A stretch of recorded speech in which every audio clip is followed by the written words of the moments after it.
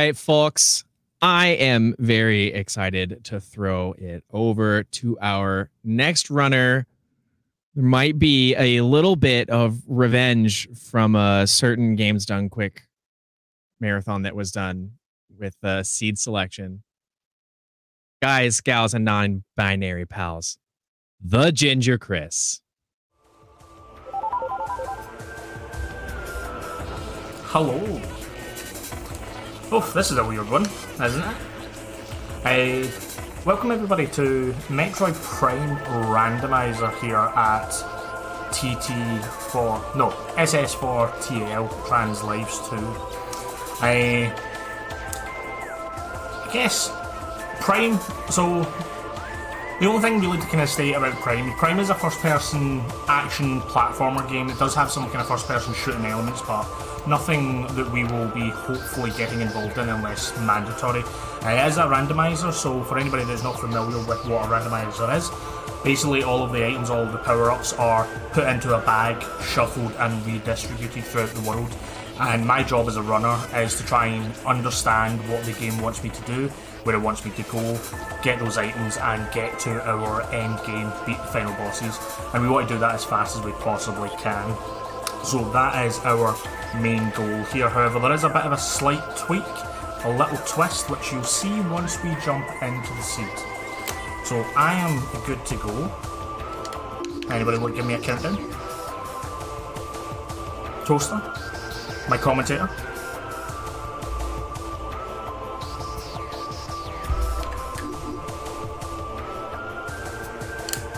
Alright then. So, for the purposes of the randomizer, we cut out the Frigate Orphean sequence because it doesn't really lend us anything to the nature of a randomizer. So we're immediately going to start in the landing site on Talon 4, the overworld here.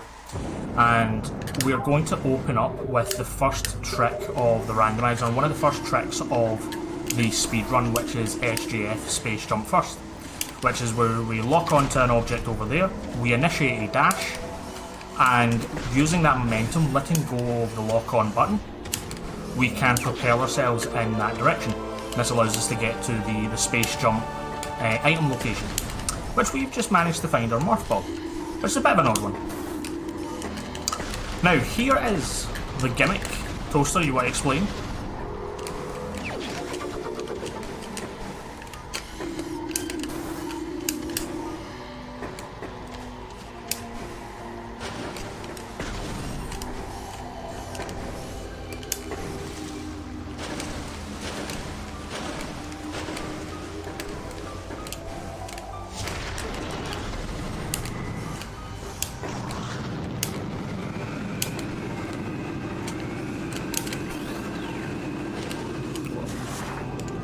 Oh, we want that.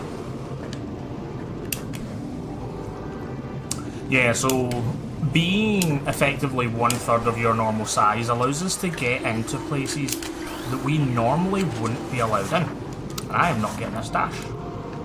Oh, that was good. Effectively, as you saw when we picked up the missile expansion at the beginning, we were able to just travel immediately into the Morph Ball tunnel. So even though we have the Morph Ball upgrade, we can literally just walk through these tunnels. And there's some other, I guess, tactics or strategies where we can use our newfound size to our advantage. Though it does also pose a few difficulties in some areas where the strategies that would be normally used when we're at regular size have to be adjusted for our new size because we don't necessarily fit into locations properly. So with the missile expansion that we picked up, we're actually going to go and get our artifact hints, and the artifacts are the MacGuffins or the keys that allow us to access our final bosses. So these hints are going to tell us exactly where these artifacts are, and it's our job to go collect these artifacts, get access to the final region of the game, and then beat said final bosses. But we're not... the artifacts alone aren't enough to finish the game. And I'm not getting that dash, because I'm stuck in something. Lovely.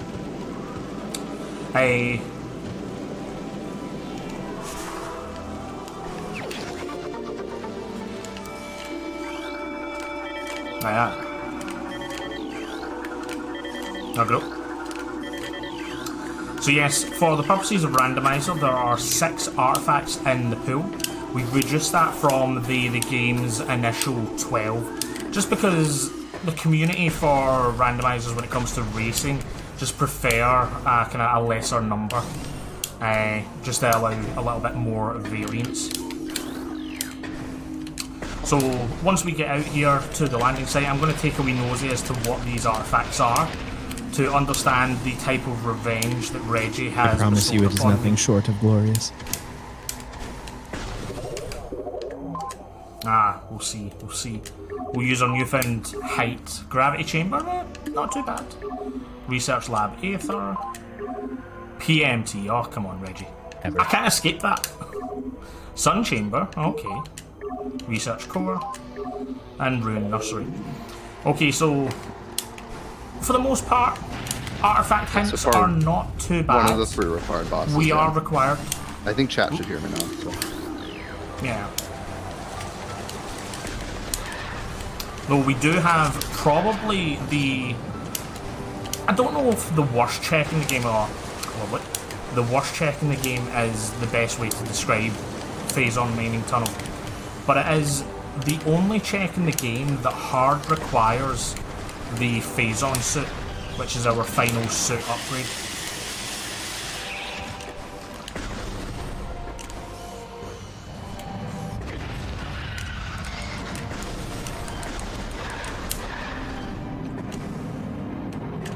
Oh, E-tank, we like to see that. Now, one of the things that I probably will be doing is taking a few extra E-tanks that we see along the way, specifically around the incentive that's been applied, the random boss sizes. Now, depending on what happens with random boss sizes, one of the things I found is that some bosses, when they are enlarged, you kind of end up taking a lot more damage just due to the fact they're bigger. So you end up bumping into them a lot more often. So we want maybe 2 extra E-tanks above what we would normally be comfortable with, just to cushion that extra possible damage. So we're heading into the first major region that is not Talon. This will be the Chozo Ruins. And we're hopefully going to start seeing some of our tools, our size-based tools, come into play here. Because there's a few things we can start to do. Yeah, the first pass through Chozo Ruin definitely sets the tone for kind of the rest of the hour and a half these seeds tend to go on for. So there'll be a bunch of items that just kind of we're about to see, you know, what that starting package looks like. So looked like a beam combo on the ledge. Yeah, flamethrower, I think. So we're just going to casually morph through that tunnel. Those scarabs do a lot of damage if you end up walking through them. And here's supers. Yeah. So we're going to take advantage of our height here, our size. What's the best way of kind of describing it? Like our physical size has changed, but a lot of the aspects around the model, for example, where the camera's positioned, is effectively the same distance as it would be, but this allows us, oddly enough, to kind of push our face into the wall and allow the camera to clip a little bit better and see what is through some walls and geometry. Yeah, this would be a lot less interesting if just the camera was lower, right? The actual physical models also skilled, so yeah, just by nature of it being less wide, the camera can actually clip through geometry.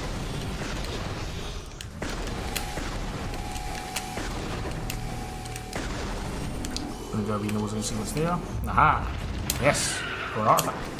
Right, so let's see if we can take advantage of our height here. Slidey. So, what we are normally required to have here is our morph ball, which we do have, but we're also required to have our bombs.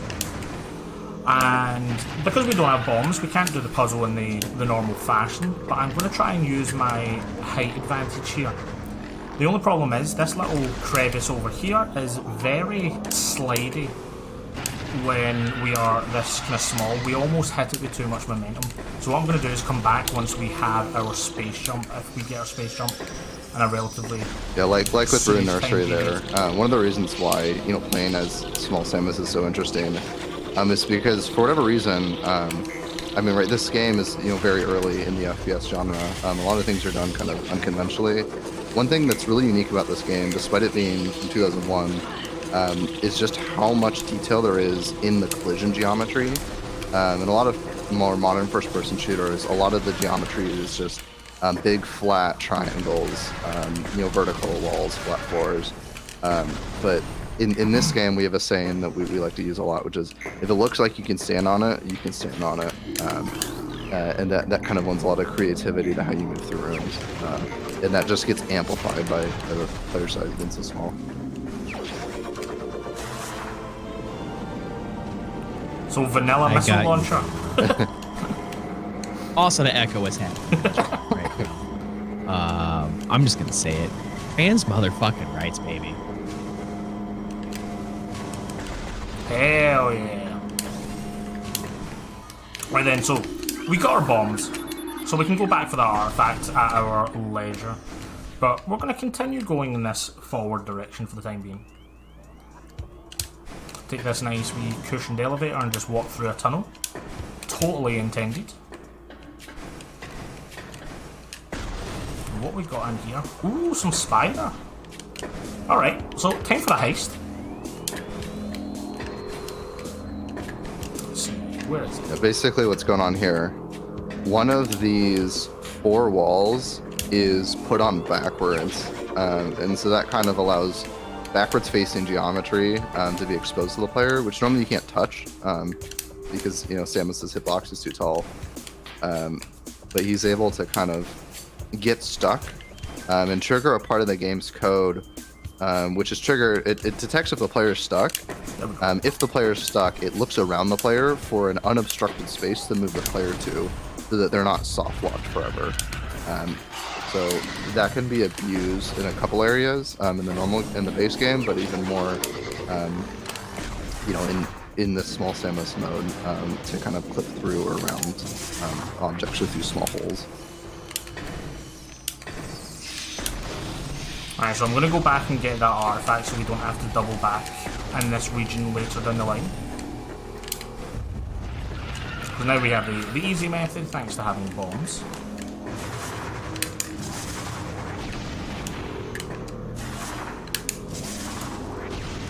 Still not quite entirely normal, but... Vanilla light, if you will.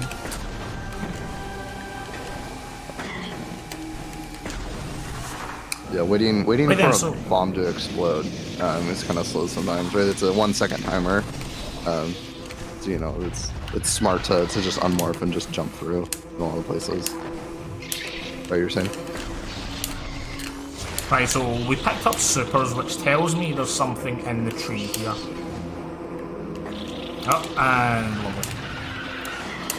One of the odd things is that small Samus moves with the same amount of momentum as she would do at her regular height, so sometimes you can almost overshoot the amount of speed you're kind of moving at, and it can be a little detrimental. So we're just going to do this a nice, cushy way. Yeah, there is an exploit to actually slip through a crack in that tree knot, but with super missiles it's not needed. There's a lot of heists you can do if you're creative enough. And now we have our boost ball. However, I kind of liken this to being... Whoa! So that's a neat feature. And by feature, I mean accident. That's a consequence. That was unintentional. So he's accidentally out of bounds. When you unmorph in this game, the kind of position that the ball is in and the position that Standing Samus is in are slightly different. And normally that discrepancy doesn't matter in the normal game.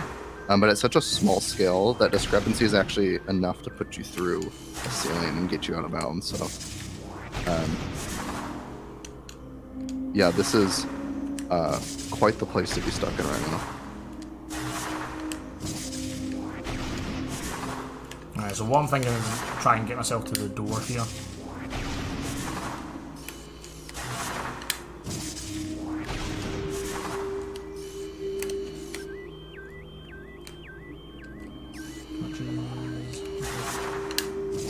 So this is out of bounds. There's a lot of unique mechanics unique to out of bounds. For one, traversing rooms has to be done at doors, so you can't just walk wherever he wants. The game always has 2 to 3 rooms loaded at a time. What's the plan here?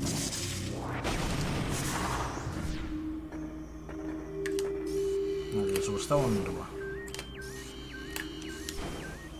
This is really tricky with that space jump. Usually you want space jump when out of bounds.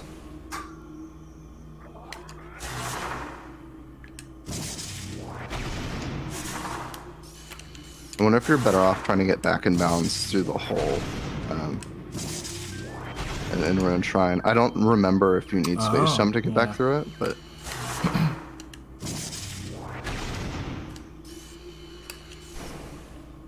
otherwise, the curved collision in Ruin Shrine might be able to be ceiling warped through on the wrong room.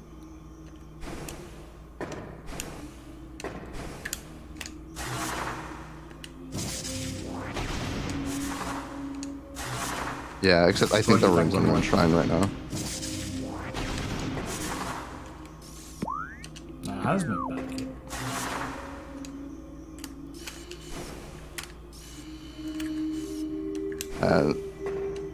So yeah, the strategy here, just to unbreak the game. Yeah, interesting.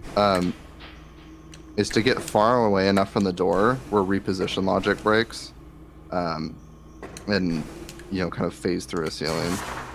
Things get really weird near doors in this game. Alright, so I'm thinking probably just go for the other bends. The curved ceiling of the tunnel would also work.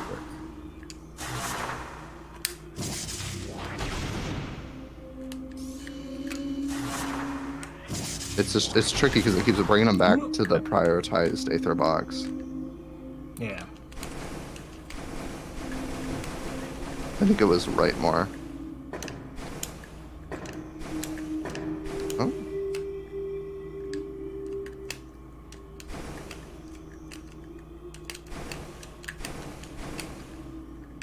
What am I stuck in? I think you're on the wrong side of the wall. Oh, we got bad boxed.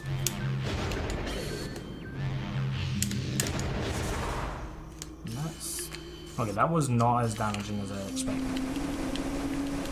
This has never happened before. Right. What's the play here?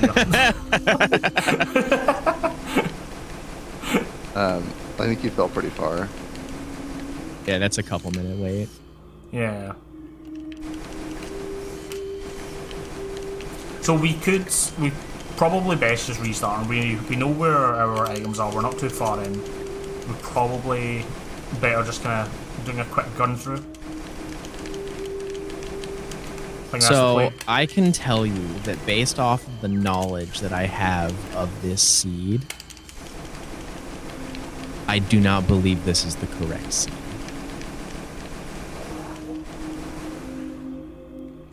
Since we are in the process of reset. Because it's still going to be another couple minute wait for you to hit Ether 4 here. Yeah. Was there any save at all? I was a little distracted with the tech issues. No. Yep. We haven't saved because we haven't really hit a save station yet. But we know where our key items are, so it's easy enough to kind of recoup it. Yeah, I think that's a smart play. This isn't the practice seed that you did though, right? It's not the practice seed. Okay. No. I wiped that. Cool. As long as you don't know the item locations already. Cool. Yeah. The only information I've got is what we've obviously seen. Oh well, there's our save. Right then, ladies and gentlemen, first. Welcome back. Right, so easy enough to recook. We haven't really picked anything like super major up so far. Probably going to omit grabbing the gravity suit immediately. And I'll probably pick up the artifact hints a little further down the line, just in case we do need to re-collect them later as a memory jogger.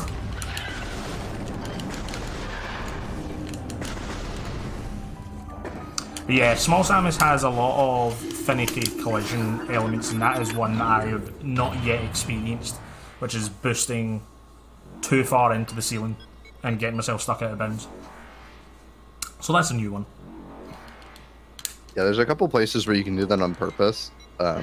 Obviously, risks are involved anytime messing around with, clipping through out of bounds and all that.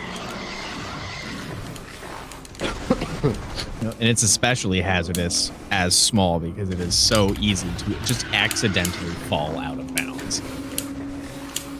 Yeah, there's some rooms in this game with just like a hole in the floor that normally doesn't matter because you're big enough to walk over it. So.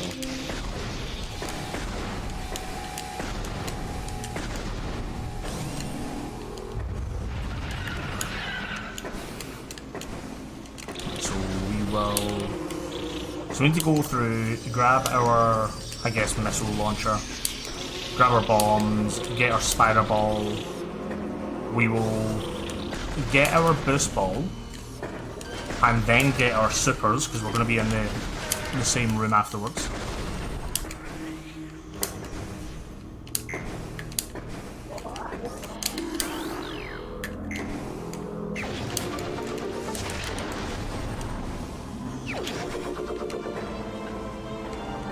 Through this darkened tunnel, use the map as our guiding light. What do you think is the most interesting thing about Small Samus Rando versus Standard Rando?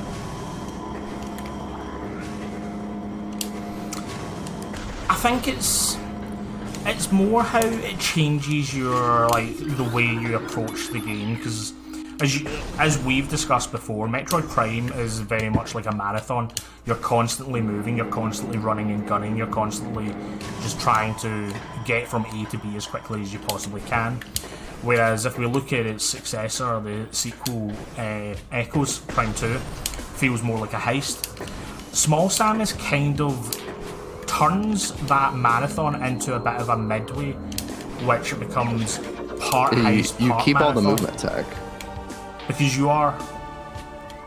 Yeah. I'm just going to wait and see if this pops me out. It's basically like substituting screw attack. With screw attack and echoes, you can kind of screw attack in almost anything. Hole, crevice, crack, whatever, and pop out of bounds.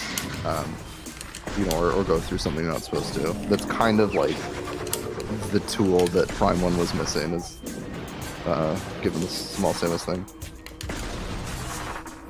Right, so we're going to recollect our artifact, and I'm going to take the safety save this time as a precaution, so we don't lose our...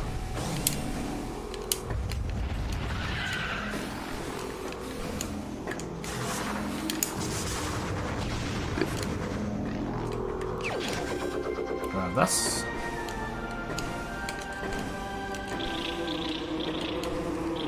Oh, safety save, never hurt anyone. I know. We'll probably take a few more safety saves throughout the seed just because of the nature of Small Samus and these situations where we can end up getting stuck randomly. As Tosa was kind of mentioning, the overworld geometry isn't necessarily designed for the player character to be this size. So there's like little just crevices, nooks and crannies that you can kind of just get stuck in. And sometimes you just discover them as part of a Small Samus seed because it's largely unexplored as a kind of category, I guess. Well, like right there, technically that is standable as Big Samus, right? Or Standard Samus. But because she's so small, she's slipping through a gap in between the root and the tree that normally, or the branch and the tree that normally doesn't matter. But because of the extreme tiny size, it suddenly matters.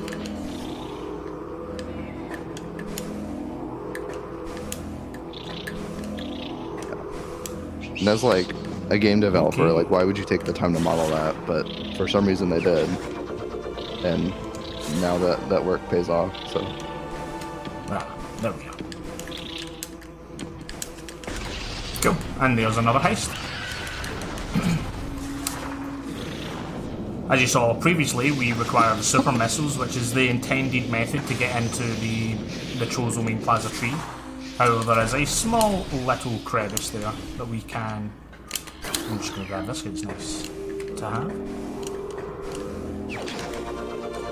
But using these little crevices, using these kind of additional standable elements that small Samus can take advantage of, we can get into places we're just not entirely supposed to be, and the designers obviously never intended take two. Right, so, yep. I'm not going to unmorph immediately at the top of the height. We'll grab our ice beam. There we go. I'll never get over how fun this little pebble looks rolling around. It's great. It's one of the best things I find with small Samus as well is the speed that you move at. So I guess I would say like the overall physics engine for Samus and how Samus moves hasn't changed, but because you're smaller, you get this kind of almost false sense of improved speed, like you're moving a lot faster, and it's generally just because you're a lot smaller, moving at the same speed, so it feels good. Okay, that's just a nothing item, a filler item based on anything that gets removed from the standard pool.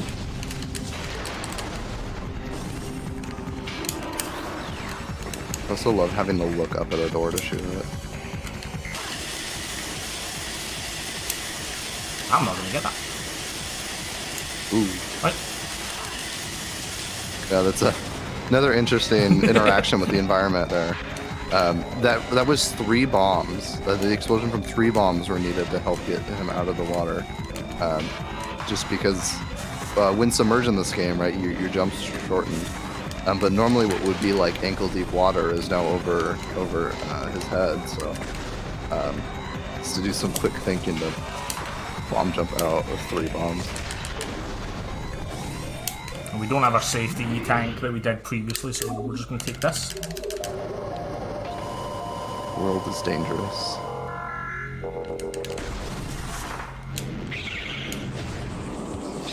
The same thing can happen in this room coming up. Main power bombs? Yep. One of 2 items in this game to make a different sound when just sitting ambiently. Such a weird detail.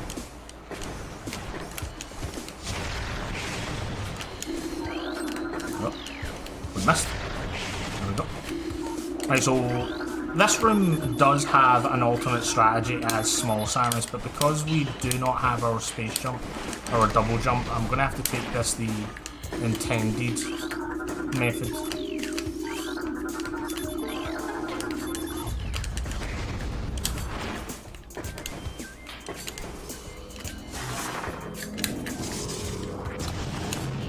As our kind of small size with double jump, we can actually get into a crevice in the wall, and we can basically just walk past the gate that's there, and then we can climb the gate as we did with the vault, and kind of climb back out the rear side of it as well. And it is actually faster than going around and scanning the various is it totems? Is that what they call them? I can't remember. Runic the kind of the scan plates, they open the actual gate. Runic glyphs, there we go.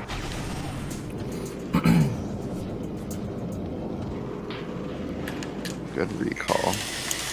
I definitely haven't played way too much of this game in my lifetime. Right. No, not me. Oh, and we're in the danger zone.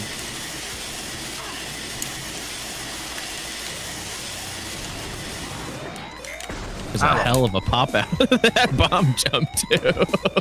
Yeah. Yeah. Yeah, and in this game, there's a couple different unmorph animations that just kind of make the game, look smoother. So there's these kind of different scenarios where you would unmorph it. There's, falling straight down. There's running forward. There's a standstill, right? So there's, depending on what you're trying to do, you want different unmorph animations. There's like a running forward one that's really good for getting the horizontal distance and vertical when unmorphing at the top of a long jump. So if you ever see Samus like kind of running with her head tilted forward, that's giving him more height and more horizontal distance.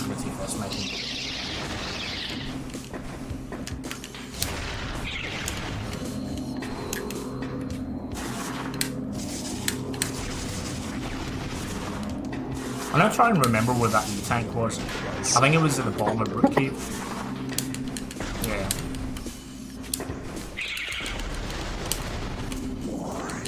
Right, so currently, I have a feeling I know what the seed wants me to do. And it's probably go into Sun Chamber, because with our super missiles and our Spider Ball, we may be expected to do the Chozo Ghosts, which is the post-region boss fight. So it's possible our progression might be on the boss itself, Flagra, the oversized poisonous plant. Ooh! Speaking of oversized. Tiny! So here is our random boss incentive finally, random boss size incentive kicking in.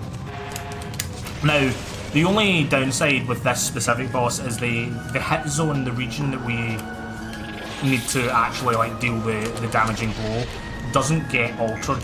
However, the remaining element of the boss's overall like body size does change. You can see where the actual flamethrower is pointed is also affected by that. I love that Zoid is shrunk down to actually be a threat.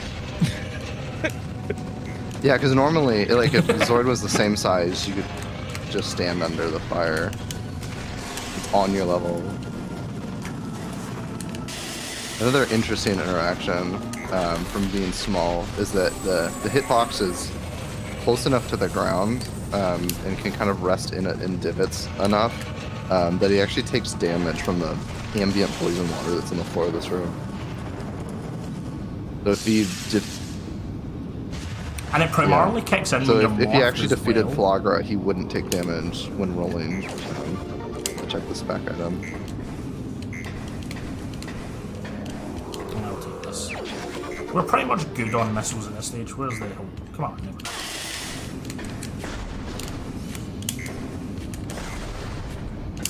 We're just gonna run through this morph tunnel because it is slightly faster than morphing unmorphing. This one, however, we are forced to wait. Hello, fella. Thank you. And I remembered we have Spring Ball. Little quality of life option.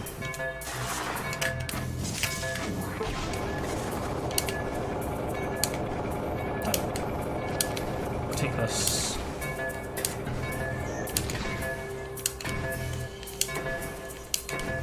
So we are completing the magic donut puzzle, as I like to call this. Purely because these piston-like machines have two weird donut-shaped objects that kind of rise and fall as the machine does whatever the machine does. And I don't know why I called it a magic donut puzzle. Yeah, usually there's 3 really long cutscenes that make you watch the donuts activate one by one. It's kind of agonizing. You spend a lot of time thinking, looking at your magic donuts.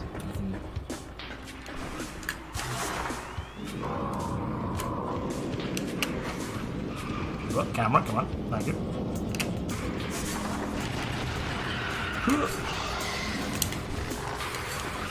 And then, what's the top of it? Oh, I need tank. I kind of want that part.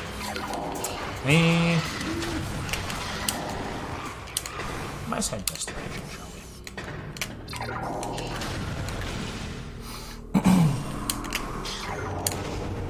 Oh no, it's a spooky ghost.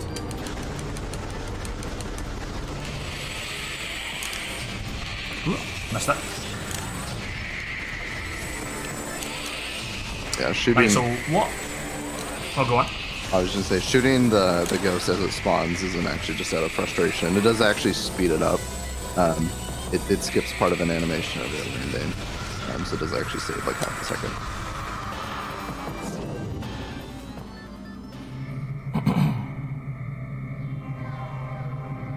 Right, so it's time to go bowling. Chozo bowling. Bowling, bowling, bowling. So the statue's going to throw us up here. Oh, thank you, Spider-Bob. I love how, like, not playing ball there. Yeah, we have like 2 seconds, like not even 2 seconds stream delay, but you can hear when like Reggie and I are like, oh. So from here, we're gonna go out of logic, I guess, just kind of nicely, so long as we can get up here. Oh, come on.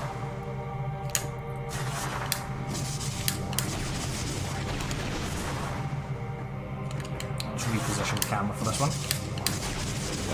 A well-timed double bomb jump and an unmorph can substitute space jump in a lot of places in this game. There's only a couple of intended space jumps that you can't do. Call of the Elders wave skip is so much easier when you're small, because you can just walk past the barrier rather than do a fairly difficult bomb jump to try and bounce into the morph tunnel up here. Yep, didn't get that. Yeah, this is one of the places. I think like the floors. This is true largely. But right, like it does look like there's a lot of gaps and stuff in the mechanics of this bowling mechanism that you could like slip through. But the floors in this game are pretty much fully solid polygons. So there's a lot of rooms, like especially in like Phendrana Labs, where it looks like he's gonna just slip through a grate, but those are the places where you actually just can't fall through. Right, I've not practiced this yet, so I'm not gonna try this. That's. Ooh, were we theorizing Elder Chamber sneak by bomb jump unmorphing in the tunnel there? It's pretty simple. You just have to walk into the tunnel instead of roll. That's all you have to do. Oh, right, because you can just walk. Yeah. Oh, come on.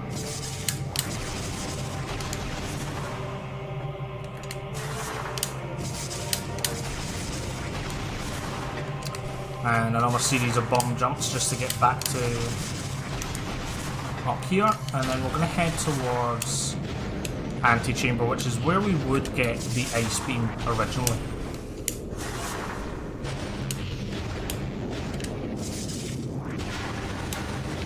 Hello, Toads.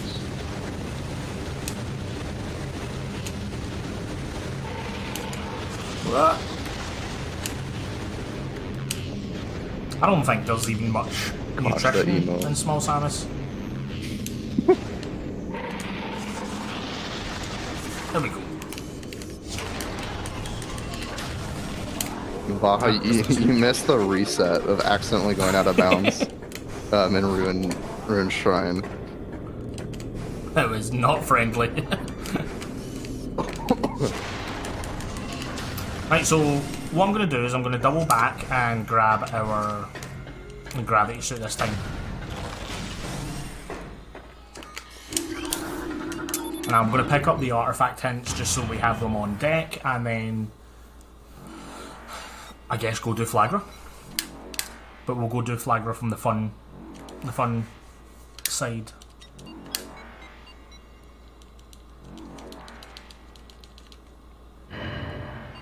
So at this point, based on the knowledge that I have and based on the items that we have,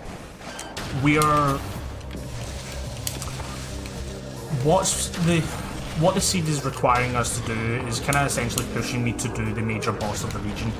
Everything that is remaining in logic at this stage is kind of heat locked, so we need our first major suit upgrade. I'm kind of upset that you skipped one of our siblings.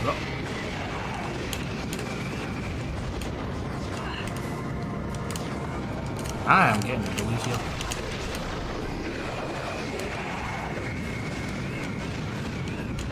Wow, wow, wow, wow. Right, okay, I think that's us safe now. Yeah, you skipped the Metroid in Overgrown Cavern. Uh-oh. You walked right past it. Now our sibling is going to be cold and alone. Oh, now that I think about it, there is actually a check to do. Thanks to the gravity suit. Good call.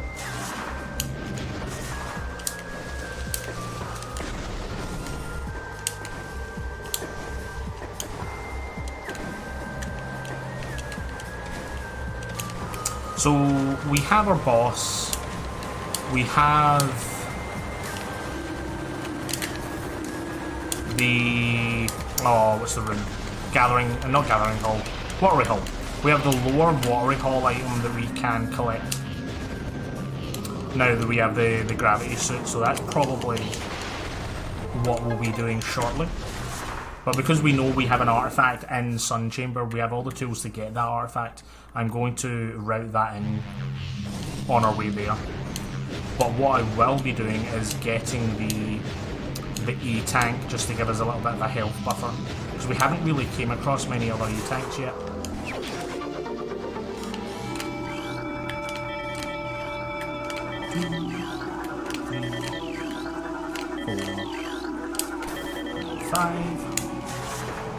We already have one of our 6 artifacts, so we don't need to scan the last one. Whee! Pebble-sized boost ball is super fun. Especially when you charge it up, you get almost a Super Saiyan glow to yourself. Yeah, the glow is the regular size. Which is why you notice the inner glow that's normally inside the ball is gone, because I couldn't figure out how to make that smaller. So fun fact, small Samus can't get back on top of the ship. There is almost a gravity well that is designed to pull Samus up onto the ship to make it a lot easier. But the gravity well that would collect Samus doesn't extend far enough based on her height. So we actually need to go and use a little bit of standable terrain behind the ship, jump at the ship to try and get into that pull-up. That was a good discovery the first time that we ever messed around with Small Samus. Was finding out we couldn't get back on the ship for like in the about an first hour. version of Small Samus, with the game's normal spawn point in that room, you actually spawn inside the ship. And yeah, you have to wiggle out. Oh, we had to find a way out of the ship as well. The first time I ever booted up Small Samus after being like, I think this is possible. Let's try it as ISO. I was like, I'm in the ship. That's weird.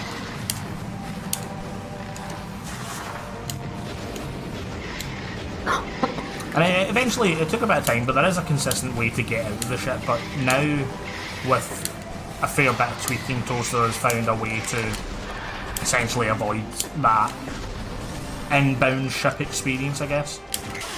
Yeah, there's a couple other rooms like that. Like the Sun Tower elevator, the spawn point is slightly below the floor, so you do just kind of fall out of bounds after taking that elevator. Camera, thank you.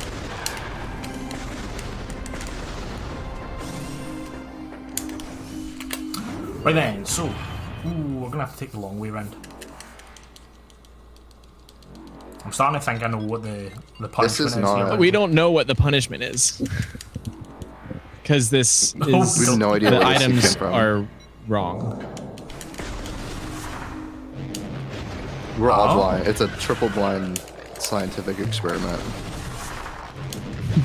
Live on Speed Stuff for Trans Life 2.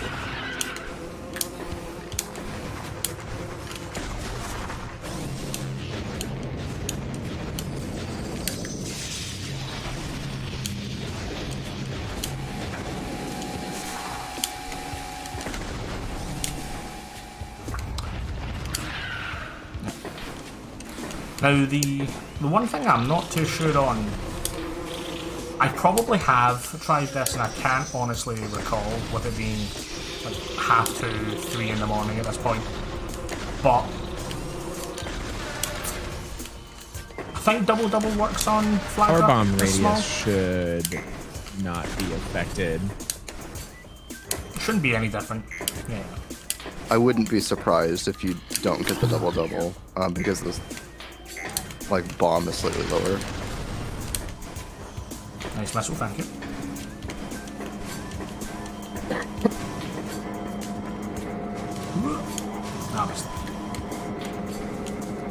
So in the vanilla game, if you tried to go to Flagra from the back, let's say you got enough E-tanks to go through Magmor caverns without picking up area, and then came back and tried to do it from the back,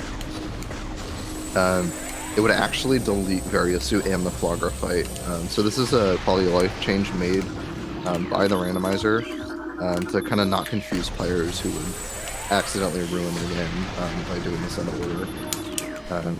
So because of that quality of life change, we can exploit it a little bit and do what's called sleepy Flagra, which you'll see in a moment here.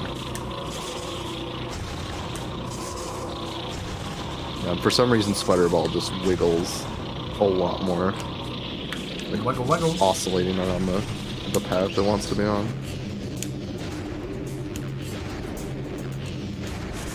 Doink. Just a nice cushy walk through rather than deal with the water. Those triangle holes are actually big enough to walk through normally. Little fun fact. More usage of scan visor to get a gash to cross the gap you normally can't. Not that you would ever be here normally, but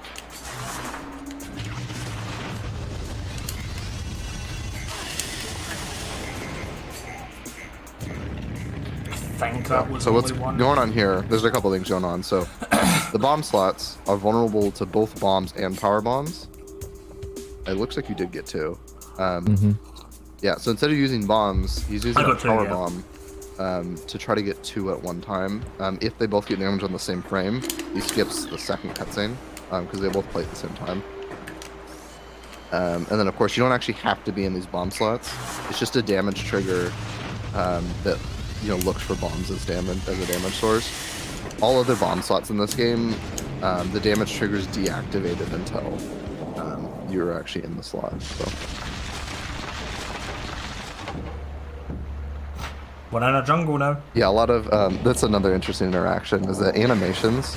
So like the animation of Samus dodging to the side. What? Wait, what? Nice. So the bomb slots were completely unaffected. Yeah, so you got 0 on the second attempt. But she started with 3 discs. Yeah, it's acting as if you're halfway through the fight, even though we just saw the start cutscene. Did I not get the... I thought I got the bomb slots. I guess it might have to do with because you're so low, the power bomb explosion radius is passing through the geometry of the roots and is not able to hit. Yeah, like on the side of this corner, you were just like something too low.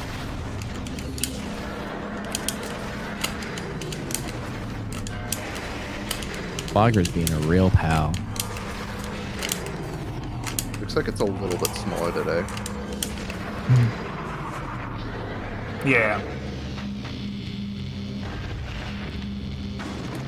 Excuse me. Just a nice wee tap there saying no, get away.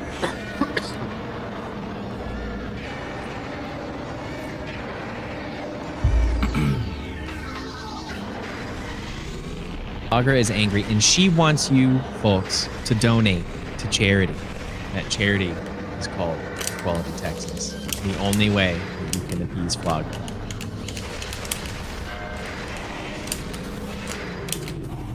Is by help.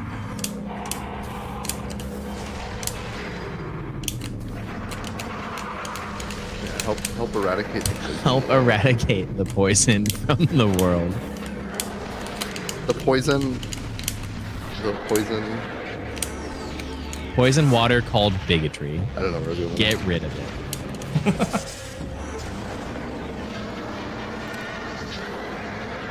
There we go. Folks, we are still sitting at 240 out of 500 on our any percent upgrade for Remorse the List. If you got something, throw it in there. Make sure that when you do donate, that you are selecting the available incentives whenever possible. And if you cannot donate, what you could instead do is spend those oh so delicious channel points and say trans rights.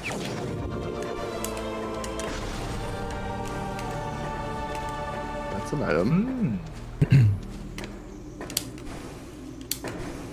Doesn't really do as much right now. It puts grapple in logic, gravity suit in logic, I guess, which weighs more to our progression being in a watery hall. Oh. Yeah, so if you're not too familiar with randomizers, when we speak about logic, we're talking about the discrepancy in what the player can do by their own skill and what the randomizer program that made this instance of a randomizer expects them to do. So grapple beam can be used in Frigate Crash Site in order to get the gravity suit that he already has.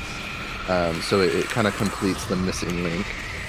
So now when he's kind of thinking about what in the world is open to him and where the next progression item might be, thinking about it in terms of that logical chain is often a good play for speed.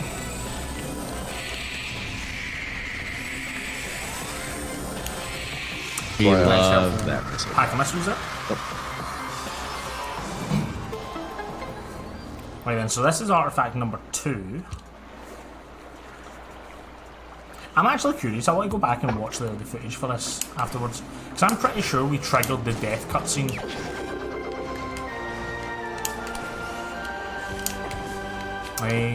What's the fastest way? It's probably this way.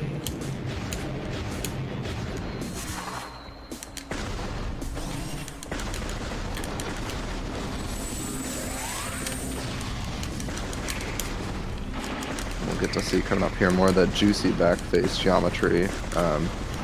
Anything in this game that's not meant to be approached from the back will just be sticky and see through. There's 2 ways to get through this. You can either boost through or you can bomb jump over. I guess with space jump you could also probably just jump over. You can just jump over with small Samus. I didn't even notice. That was wild on this.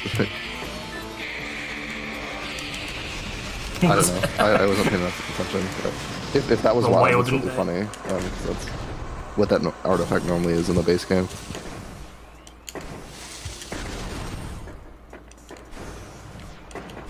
Alright, all signs point to Water Hollower being the cool thing.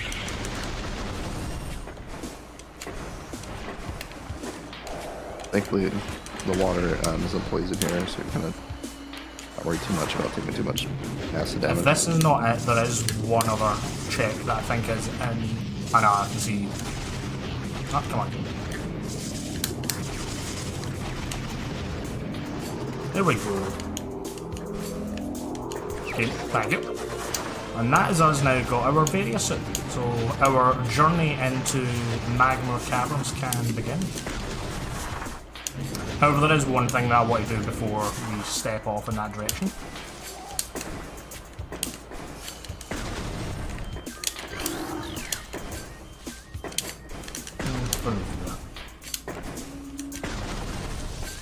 We're going to go check the magma pool, because we have all of the items that would put it in logic. So we have our various suit, we have our grapple beam, we have our power bombs. We're going to go see what's in here. And thankfully with no acid, because we've defeated Flagra. This is a lot more cushy. And also, gravity suit kind of nullifies that shallow lava and shallow acid water kind of problem we had earlier. There is just Speaking an invisible of holes in the hole. wall. Yeah. Yep. Yeah, the collision data. Yeah, the collision Somebody data snuck in and and stole the that. actual visible graphical models are sometimes not one and the same in this. For a reason, there's just like a little crack in the actual collision. Yeah, we have some modding tools around this game. Ones that can kind of show you like the collision data. So I think that one was found. Actually, I think that one was just found by rubbing your face against everything, but it was confirmed with a collision viewer, like some other tricks are in this game.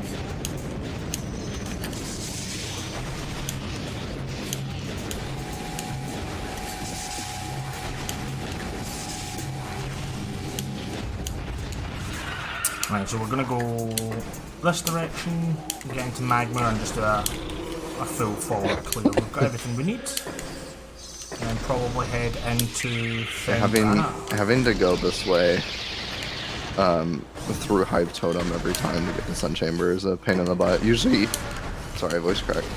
I'm a little sick, so apologies for that. Usually, if you have space jump, another randomizer quality of life feature we have accessible to is that you can go through the normally one-way door in main plaza on the vault ledge, and it just provides easier access to this burning trail magma caverns elevator.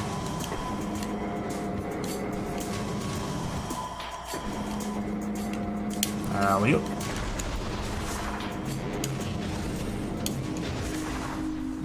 While we're taking this little elevator ride here, let's talk a little bit about Speed Stuff for Charity. Right?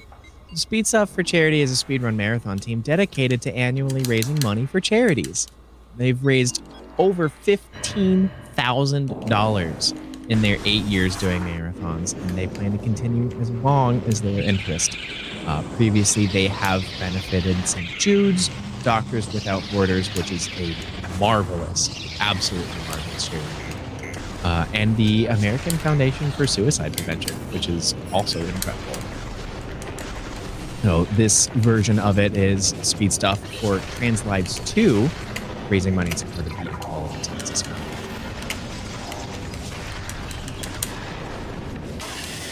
It's you know what? I'm not even gonna tell you to do it, chat. I'm gonna do it for you. Ready? Exclamation point donate. Right there. That link will allow you to help support.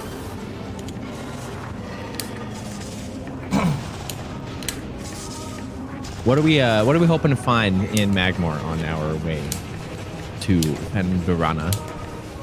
Yeah, I have no idea where they are, so good luck. I would like a pair of shoes. These ones got holes in the toes.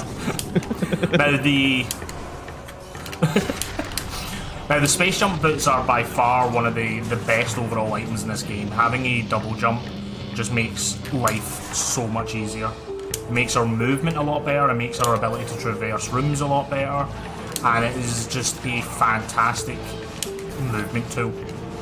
And when you're running around without your boots, no shoes, 1v1 is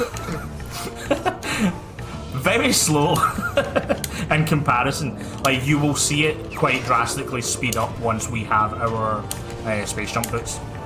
And it is why the opening trick of the speedrun for Metroid Prime and the randomizer, the space jump first trick, the reason it is so strong of a trick is because you get your space jump boots immediately. It's just that good a tool to have.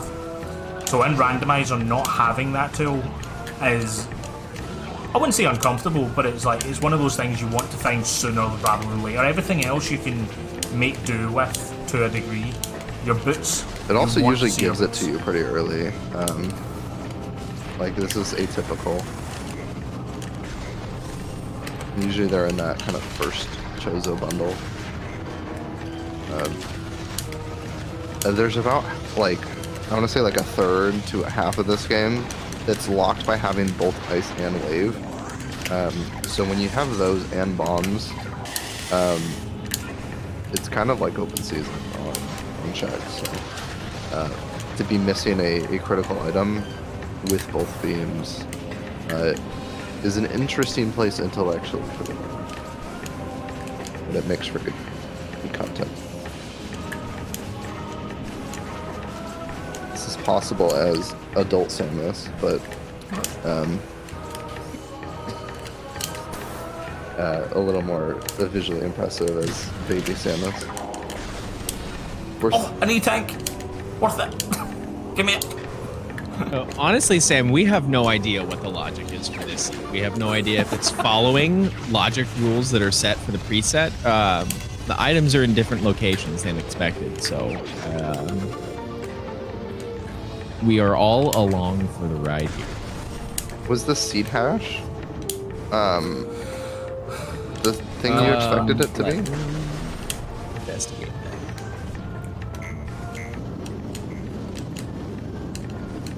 that. Might just be like a practice seed that never got played. So that was X-ray visor and shore tunnel, which needs a power bomb.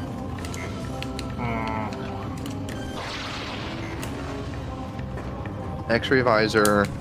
So thermal visor is absolutely nothing. It's convenient to have in some areas of the game. X-ray visor is less convenient to have, except that it is hard required for 2 checks. The Omega Pirate boss fight cannot be completed without X-ray visor. The boss does not take damage unless you are in that visor. So we don't know if that boss is required yet. It's not so far because of the artifacts, but that's something that he's probably going to not want to stray too far from. Where's your power bomb? And because we are required to go into the phase-on mines for the PMT artifact, chances are, if we haven't found our phase-on suit by the time we are there, we're probably going to do that region boss. Just in the off chance. Ah, oh, come on, overshot it. Okay. Oh no, I've got a power bomb. I just don't like the movement option for small with. Oh, the double bomb jump out. Yeah. Okay, I wasn't following. Yeah. It's kind of messy with small. Like, the PMT is interesting because you can get that without phase-on suit in the vanilla game, but it takes almost every E-tank in the game. That's drastically reduced in small Samus because you can go behind the rocks that usually stop you. So I actually don't know how many E-tanks it is, but depending on how many you find, that might be on the table. I want to say 7. I think like 7 you can comfortably do it because you're with Boost Ball, you literally can just run all the way through the PMT. And because we've got the 2 other suits, like the damage reduction being 20%, we should be okay around 17 tanks rather than the, what, 13 I think you need. Oh, you know what? I'm just a big dumb idiot. That's what's wrong. I'm just dumb. I forgot that I was thinking about my initial preferred seed, which is very different than this one. I know exactly where your space jump boots are, and I'm very happy about it. Okay, cool. So my apologies. I did not mean to. No missiles. It's all good. Mess that up. So we're not flying blind. No, we are not flying blind. We are flying very much so on path, and I am so proud. Yeah, there's random video is very good logic, but no one's taken the time to put in all of the discrepancies between playing as normal and small size into the database. So there's some things that you can do with small Samus that the randomizer will never expect you to do. There's also some things that you would normally do that are impossible with small Samus. So seeds take a little bit of vetting for things like a marathon to make sure that they're completable. It's not usually a problem, especially if you play trickless. But What? Camera. There we go. Ah. Oh, okay. So you're actually behind the spider track, which is just also super funny that that can happen.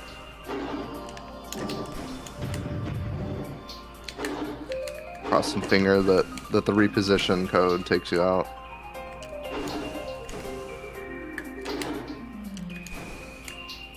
Boost ball or some well-timed bomb jumps and unmorphs might be able to do the trick too.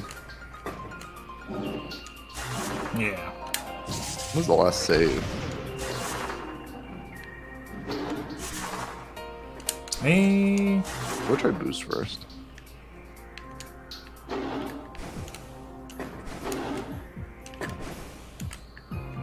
There we go. Oh, that Maybe get there again and then morph. We call these bad boxes.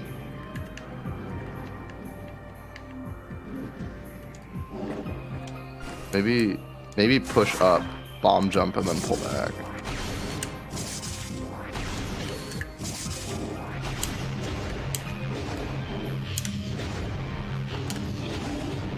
So when you're stuck in back face collision, boost ball will actually build speed without.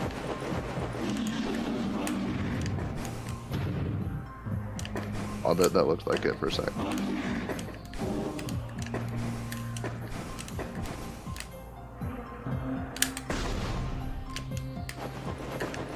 It does not want to give us freedom. Can you climb the back of the track with bombs? Like how you like a bomb jump and then push into it and repeat.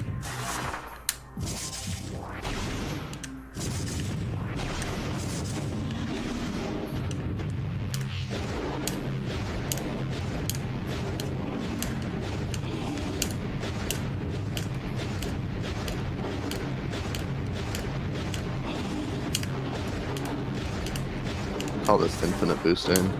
Ah! A very strange place to do it, but there you go. That's an infinite boost.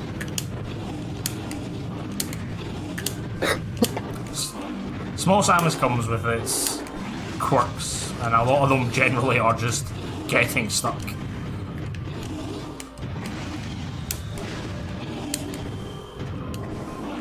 And then, so the thermal visor suggests that the region boss is required here, which is going to be fun.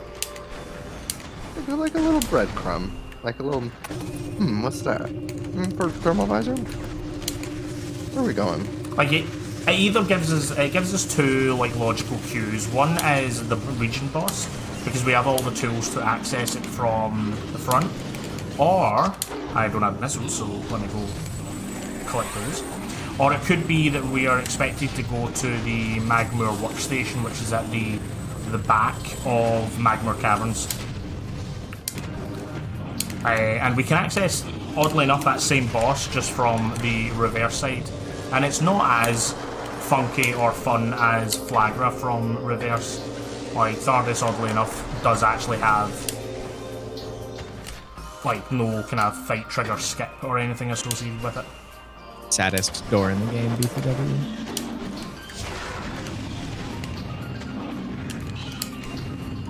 Thermal visor also logically opens up just the first part of Crash Frigate. The more movement items are needed to actually find the rest of it.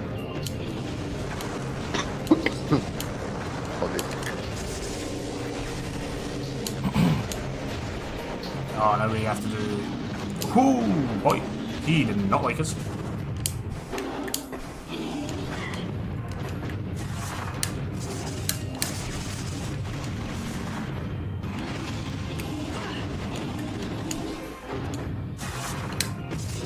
Yo, and speaking, wow,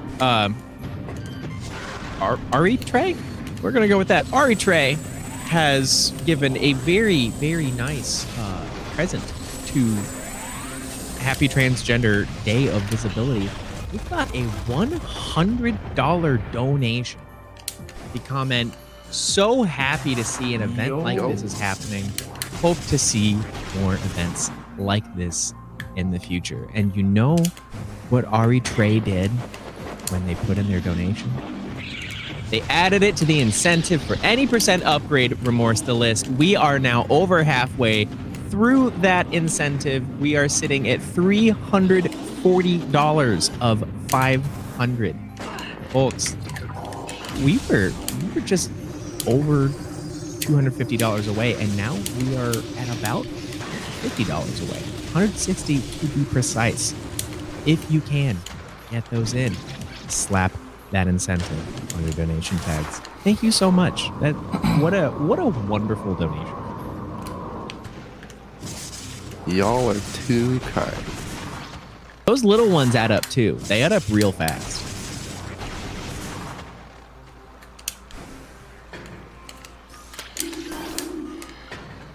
More no space jump shenanigans.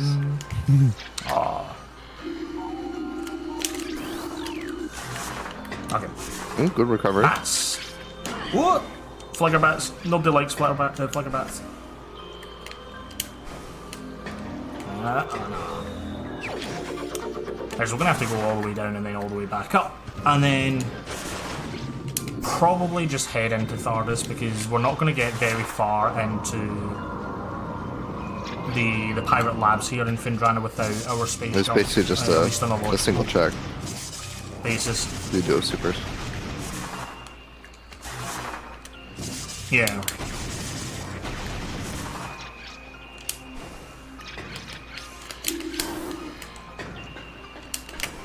Cestrion would prefer if you say. Just saying. I didn't say anything.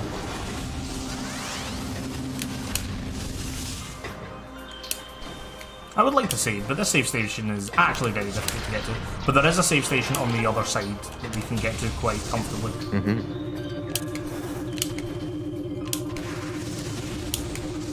Yeah, with grapple and spider, it's not too much of an issue dropping down here. You need one or the other to get out of here. Ideally spider, because you can leave either direction.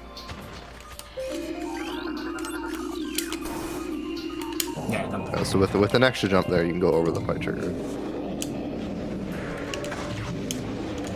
With a power bomb, we can do some big damage onto the lower rocks, and that'll work to our advantage again in the last phase.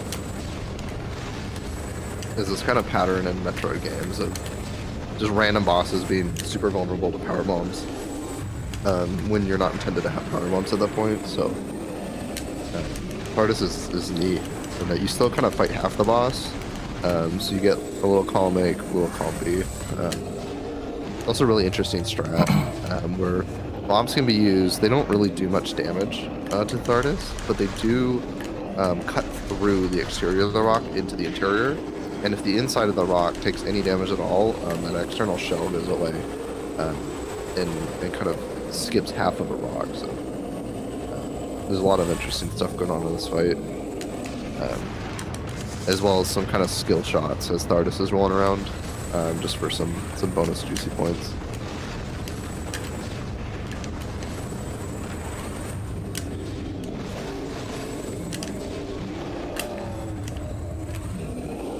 Yeah, Thardis does seem to be a little large today. Not too much. Just a little bit, yeah. Thardis definitely gets larger, but he also gets very small, which is great. Yeah, Thardis gets the same size we are.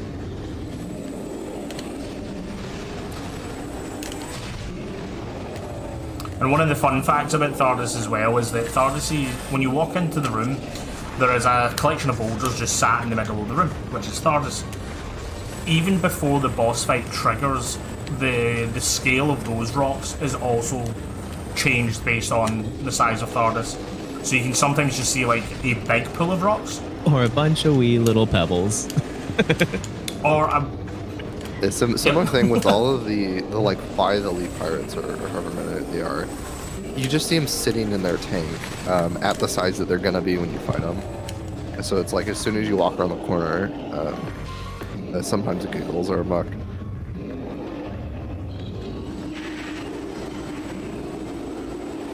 I'm just gonna wait until he raises his arms.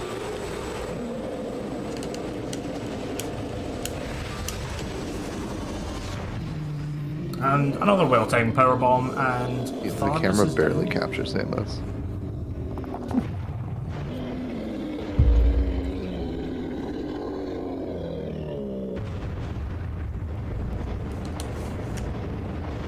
You know what Thardis is down for? Skudunk. Yo, my boots! A new pair of shoes. Let the moving commence. Right now we can play the game.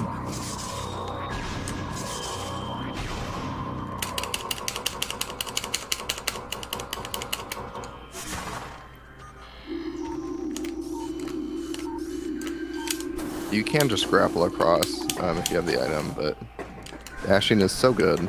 We love to do it. It's faster. It looks cool.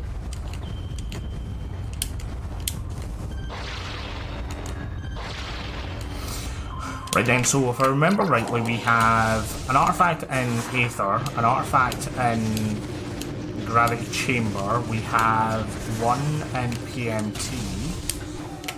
I currently can't remember the last one at the moment. I'll check that in a minute. Oh, come on.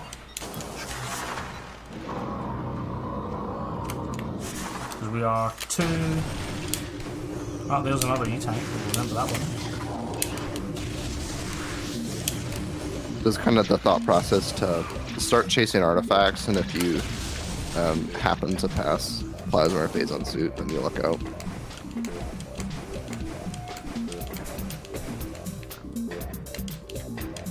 Game. Let's not play this. Oh my gosh. Is there a hole there? Seems like it. Wow. Okay, that's something to explore a little later. You could probably just jump into the map there then. This round's friendly reminder to save the game whenever you feel like. At your convenience. Yep, this one we will go for. That way you don't fall. And just friends helping out friends.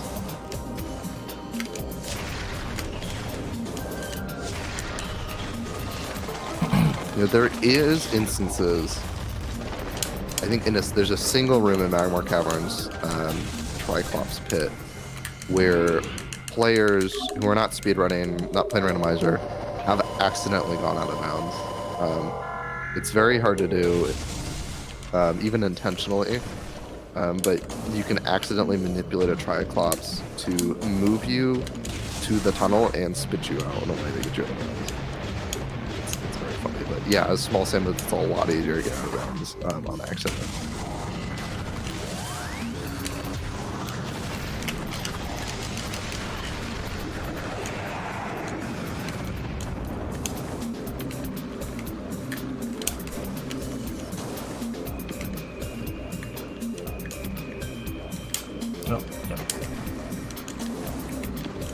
The surface of this branch is a little finicky when you're It's small. a little finicky when you're big. It's even worse when you're small. You're not really supposed to. Yeah. Because if you're small, you can just fall in between the gap of the tree branch and the wall there. There we go. All of the jumps look way scarier as small. Ooh, E-Tank. Because the floor is so much closer. Oh, yeah. It's also really difficult to try and ascertain as to whether you've got the height as well. Yeah, usually your muscle memory is built up around, 6 feet down from where the camera is. That's where you're imagining your feet. You can't actually see your feet in this game. So you kind of just have to imagine them. And playing this game for, 1,000 hours, you build up muscle memory for that discrepancy in eyes and toes, but they're a lot closer together in this. So things do be weird. Yo, nice, super rare power bomb. Oh, of course. The drone.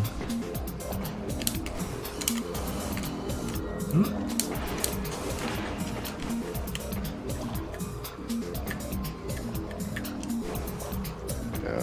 So this is a slope jump. We've seen a couple already, but just to explain how they work a little bit. When you're walking up a hill in this game, and then jump, instead of the jump in this game setting your speed to a constant vertical velocity. It actually adds it to whatever your current vertical velocity is. So if you add the momentum from an upward slope with your jump input, you actually go higher, and you'll reach a higher apex. So you'll see that in a lot of areas where they're kind of jumping, like starting their jump at a weird angle or whatever. It's because they're pushing into a slope to try to get the most air. So we're finally finding out where all of our E-tanks are. They're in lovely places.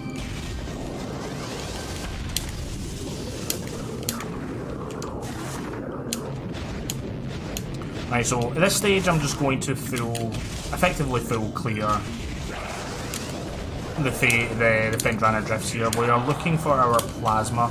Once we get our plasma beam, we're effectively in a form of go mode, because we can start getting our artifacts, start doing our initial final boss sequence. There is a hint for the phase-on suit, which is hard required to beat the final boss of the game. The final boss is only weak to the phase-on beam, which is directly linked to the phase-on suit itself.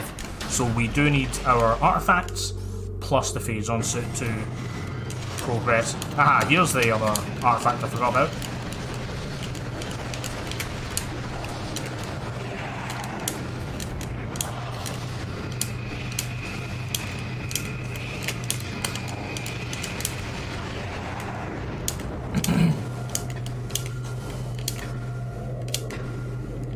So we're going to have to climb this room. There's 3 scan objects here that we need to trigger.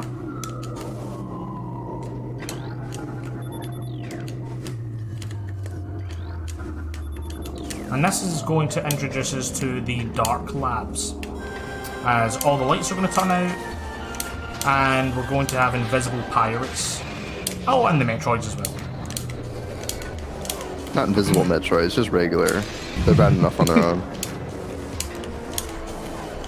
Sorry, I had to. Fun thing with small Samus, these guardrails, she's actually small enough to slip under them. You know, it's like you gotta watch your child by the railing. Too small. Oh no.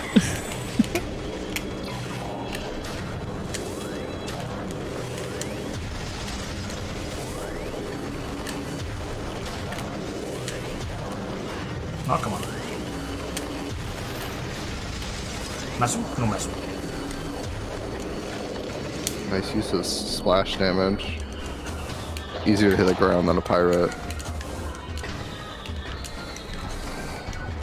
I'm bonking my head.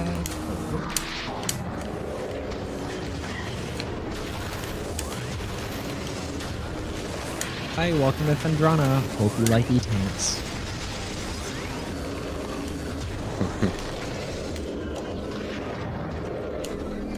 You got the artifact in this room, right? Missiles. Not yet. We don't have a missile. Oh, I see. I see the problem. Do bombs somewhere? Power bomb? Surely there's multiple ways to break it. Not that I'm aware of. Which he's also out of. I know the power bomb works on. No. Yeah, it works on George's tank. Yeah. But yeah, I do know that both of those tanks have different vulnerabilities. Do you remember the race you did against Inner Slice, where both of you for 15 minutes forgot that in vanilla you're supposed to scan that tank to get the Metroid to come out? Yeah.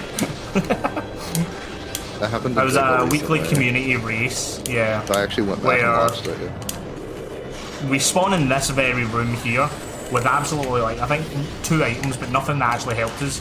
And we just forgot the trivial aspect of the vanilla game. Like, the original intended way of progressing through that game. And we're both sat there for 15 minutes trying to figure out, like, what we're supposed to do. Is there maybe an issue with the logic? Was there a bug with the seed we're playing? No, we just forgot. Get rid of these guys. Much easier fighting them with wave. Though now that I'm thinking about it, I want to kind of pull them in this direction.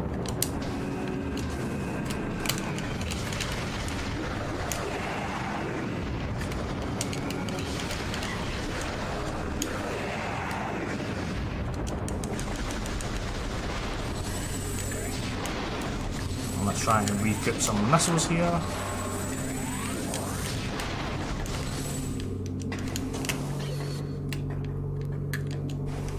So normally there's a strategy in this room to skip needing plasma beam in order to get this artifact, where you just shoot over the barrier. Samus is a little vertically challenged, so the exploit still works, but TGC has to stand on this crate and shoot around the left of the barrier instead of over it. Oh, just missed it. Which is a fair bit more difficult than the original exploit. There we go. Yeah, we oddly enough don't get enough vertical height to actually get up and above the barrier to shoot over. So we had to find an alternate way of actually dealing with it. Yeah. Which wasn't fun. You get the same height. The perspective's just too low.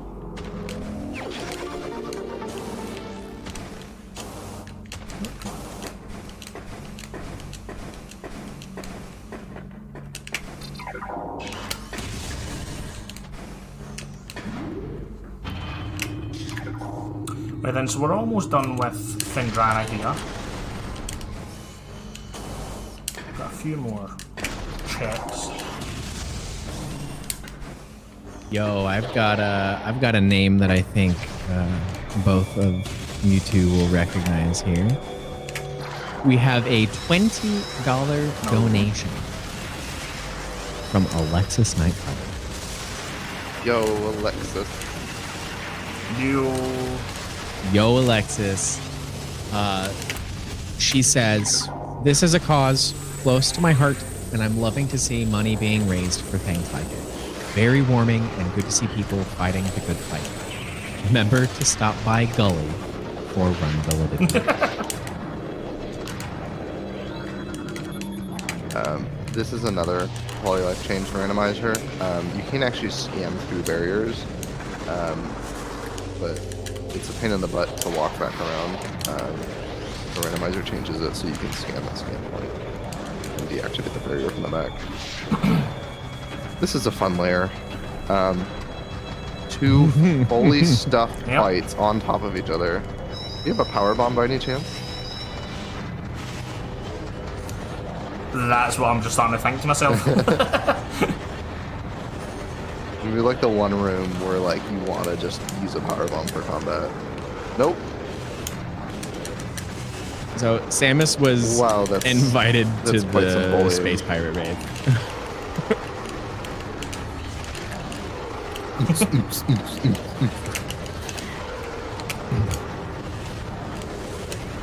What's your thoughts on this room, Reggie? About this room. I knew you were going to find a way to bully me with this room yet again. I do not like it, and the Space Pirate in the back right of the room is a dirty cheater. Yeah, oh, now I get 2 power bombs out of this. Lovely.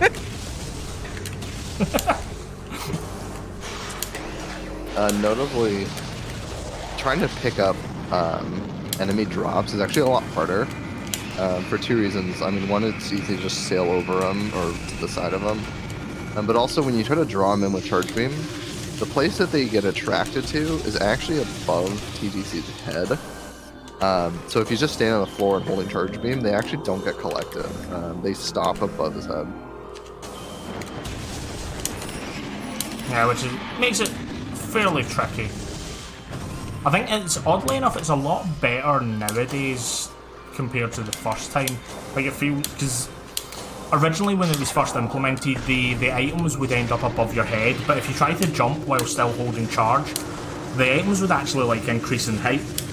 Whereas it doesn't do that as much now.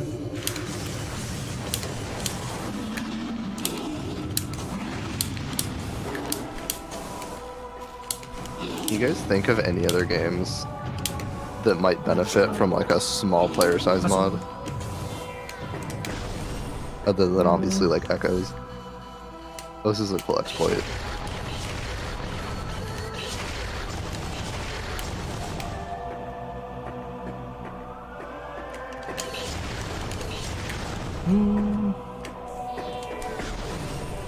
I don't know. It's hard to say because, like, first-person shooters would obviously benefit from it to a degree, but they're not the same vein of like a Metroidvania in a sense where you could use that in the same aspect that we do for this. And you don't really get much in the way of like 3D Metroidvanias that are like Prime. Every single really sports game ever made. I'm picturing like all like, of it. like Madden. Soccer, all of the FIFA games. Oh my god. The characters are smaller than the ball they're punting around. Just tiny soccer. Is that not just like almost Rocket League in a sense without the rocket propulsion? And they're also large compared to the cars. Imagine the like Pripyat mission in like Call of Duty Modern Warfare, but like the grass is like a jungle.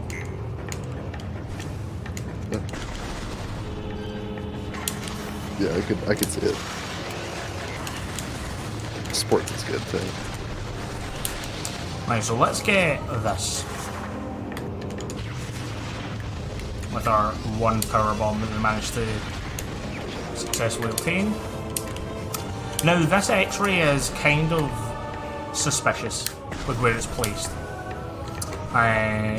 There is an elevator coming up to a room called Root Cave, which we have been in previously, but to navigate to the tallest point of the room, the logic expects you to have a few items, notably space jump, grapple beam, and X-ray visor because there is invisible platforms. Mostly we tend to skip the requirements because with space jump we can still use the platforms. They're not, even though they're invisible, they're still present in the room. But X-ray, where it is very local to the room, so we can kind of, I'm going to hazard a guess and say it wants me to go there. And it is only like a gentle little stop off at the moment. Yeah, a good strategy for a randomizer, this can kind of go for any randomizer, is to, every time you pick up an item, if you keep like a mental checklist on whether or not you've needed to use that item to get another item, you can kind of prioritize checks that use items that are unchecked in that mental list. That can kind of is like a good blueprint for solving randomizer seeds. There's a bit of like a statistics thing that goes into it. Yeah, so this grapple point, if you didn't have a grapple, you could dash. And then these platforms, if you've played this game enough, you just know intuitively where they are. But you can also shoot things with power beams specifically. Oh, of course we don't. To locate where they are, so. Big. Some of these platforms, yeah, some of these platforms also, because they are out in the wild, they actually have some like raindrop animations, so you can see the platforms being hit with the falling rain here. Yeah, specifically the first one that has a scan point on it. I think it's kind of the first place they introduced that concept of the player. There's also one in Great Tree Hall. Prime 1 more than any of the other Prime trilogy games. Just has this like kink for tall rooms almost that you know can be quite frustrating, both casually and in speedrun context. So there's a cute little out of bounds where you drop in a ceiling. Actually has to load the graphics of the room to find the item because they're so small. It's funny. You can just pick it up if the graphics aren't loaded, but yeah.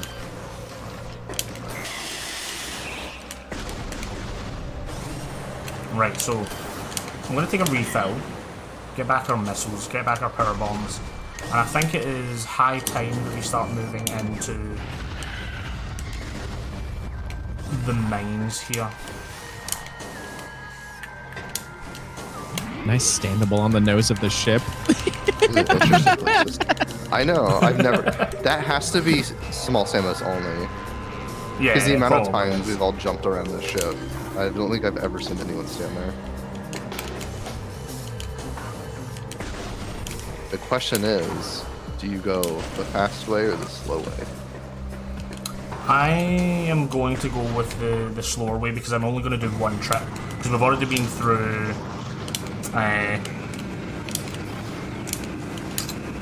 Overgrown Cavern here, so I don't want to kind of double back and look through again. I'm just going to go through Frigate and then go into Life Growth from reverse.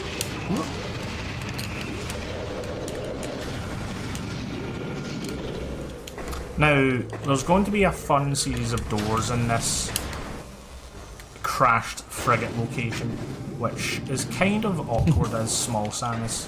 I forgot about these. Because these doors are so large, the actual kind of trigger for passing through, Samus can actually walk under it. So you actually need to jump through the door to ensure the next room actually loads properly. You'll end up with a map on the wrong room, and a lot of the triggers, graphics, and the ability to load the next room will be disabled if you miss that trigger.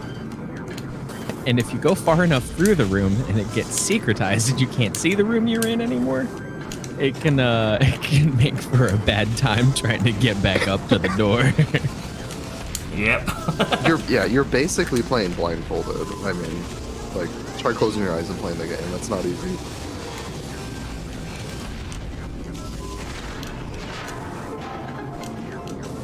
It also happens on Uncrash Frigate, which is a real eye-opener if you're trying to play this like 80% style. Who would be mad enough to do such a thing? Yeah. Happy April Fools, by the way, for our European and Asian friends. This fun little idea to play as Samus but small started 2 years ago as an April Fool's joke, and now it's a feature of a randomizer program because why not? We've actually came full circle as well. I know that's Landing in April part of Fools why I'm for bringing this. it up because it's just so fitting. We even have TGC as a European in April Fools right now, so. That is very early. You said you were available. Technically, you're available. Physically, yes. We're getting through the sea. We're gonna make it. Yeah. Success so far.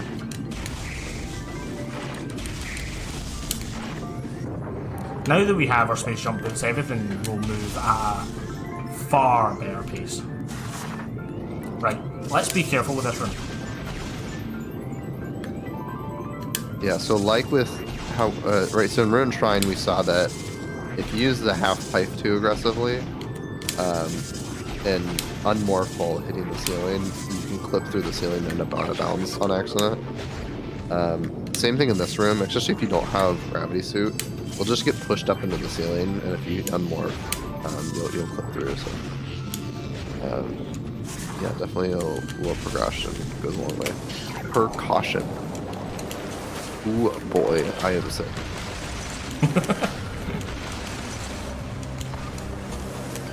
Oh boy. Oh boy. Alright, let's see bar skip. Not even good Bar's about it. trick in the game. Love to see it. The what now? What was that? Eh. I was too busy I know, running by the under your time bars. this 2 second stream really caught up, you already through. That's a trick. That's a lot of, you know, players that are just kind of messing around with this game. That's one of the first tricks I see people learn sometimes. With a well-timed double bomb jump, you can go over the bars and skip needing to go through frigate or needing to boost ball to go the other way. Yo, wait, Buster. A lot's happening right now. But yeah, since the bars are literally just physical bars, and Samus is the size of a Toad, she could just walk through it. So, and yeah, running and jumping through waterfall tunnels and half pipes is always a joy.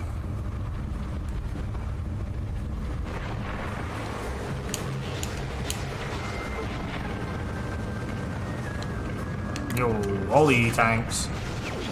So, once we find a plasma, I am 100% probably just going to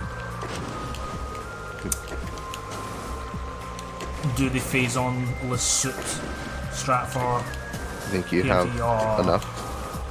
Yeah, definitely. Do you think he'll come at it from backwards? It depends on if he finds plasma. They can't. You can't even because the MQB force field isn't down. Oh yeah. So we can make it to MQB, but we can't get any further. So PMT is always going to have to be taken from the forward direction. Yeah. Funny enough, there is oh, by way Buster. Funny enough, there is a hole in the floor in MQB on that side of the barrier that you're stuck in, but it's a pain in the butt to jump back and bounce from there. There's like a really weird wiggle reposition you can do. But there's other barriers you have to skip too. It's a whole slow ordeal.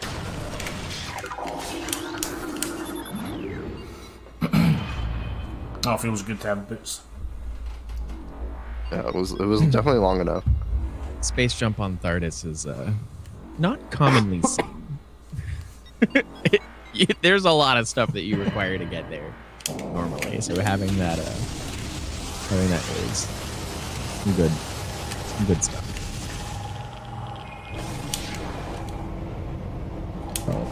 Other good stuff is donating to Equality Texas, who at Speed Stuff for Trans Life 2.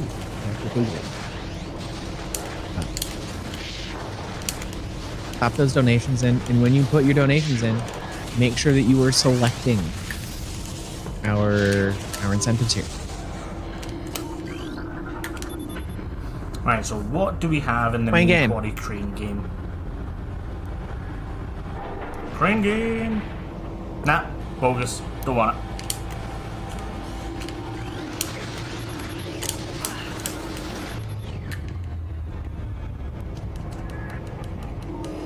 Like an interesting E-dash there.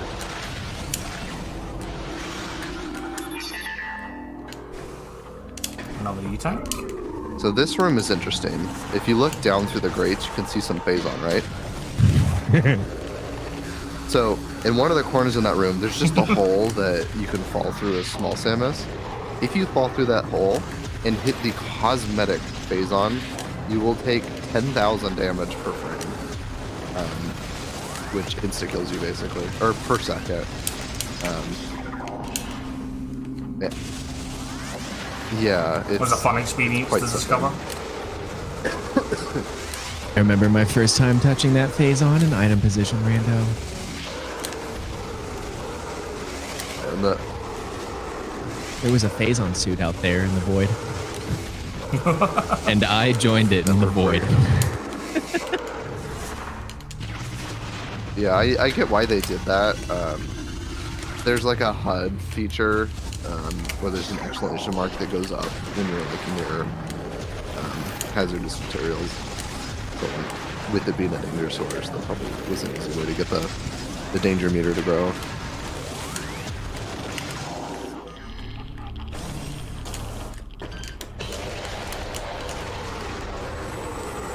Okay, he doesn't seem to... It's pretty regular size. Yeah. He's a little bigger.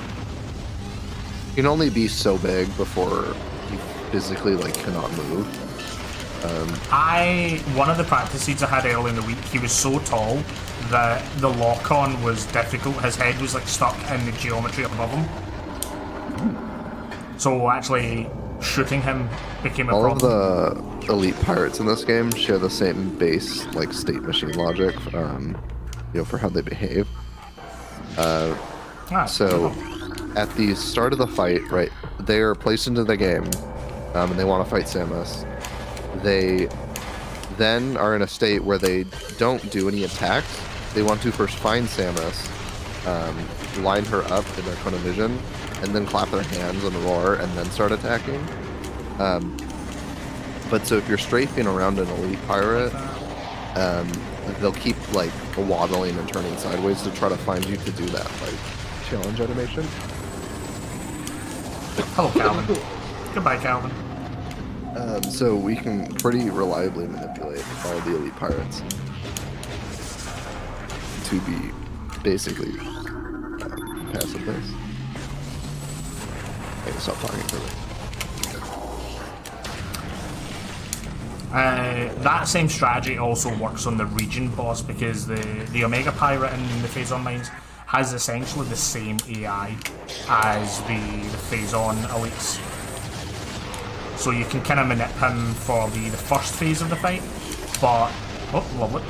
He will eventually draw sight of you, and from there you have to play properly, I guess.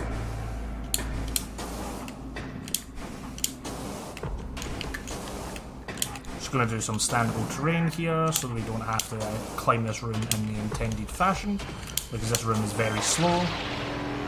The central pillar here has like a turning mechanism, and you're supposed to move that mechanism in such a fashion that you can reach each of these individual segments of the pillar until you can get to like the top segment.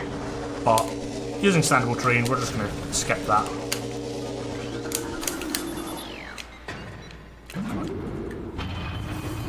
So headed down to Middle Mines.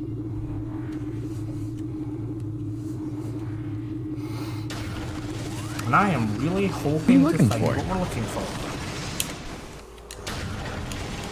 Plasma, preferably.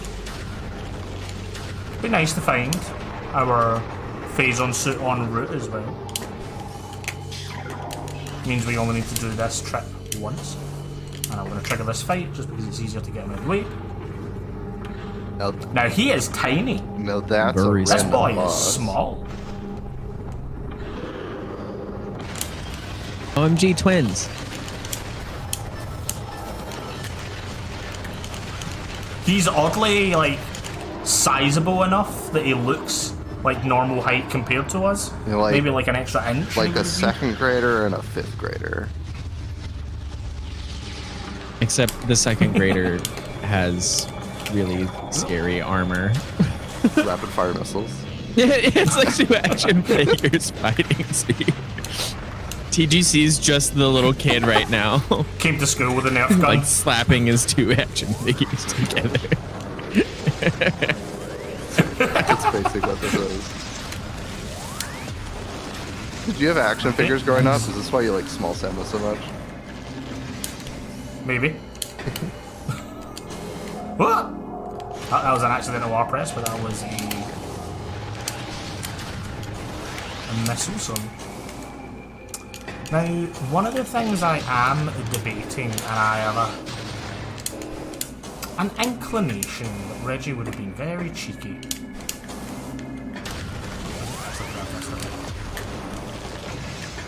I would never be cheeky.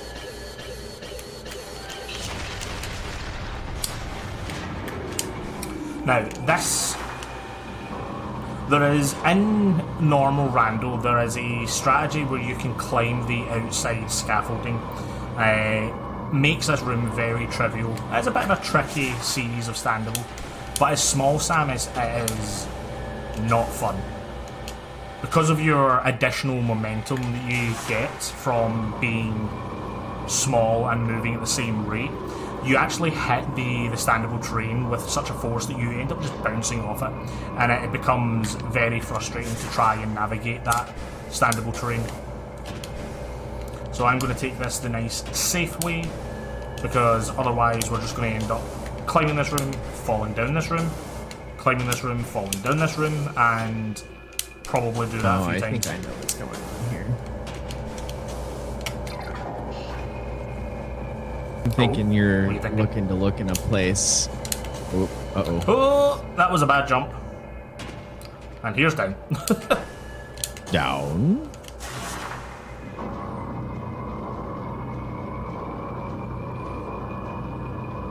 Yeah, so there are 2 remaining checks in Magma Caverns that I want to cross off. We have a thermal locked check, which is nice and easy. We can just walk out and get that done. And then there is the vanilla location for the plasma suit. The plasma beam. And it's like 4 in the morning for me. So what we're going to do is we're going to check these 2 locations. That will tick off the remaining locations in Magma, and we no longer have to worry about leaving anything behind in that region.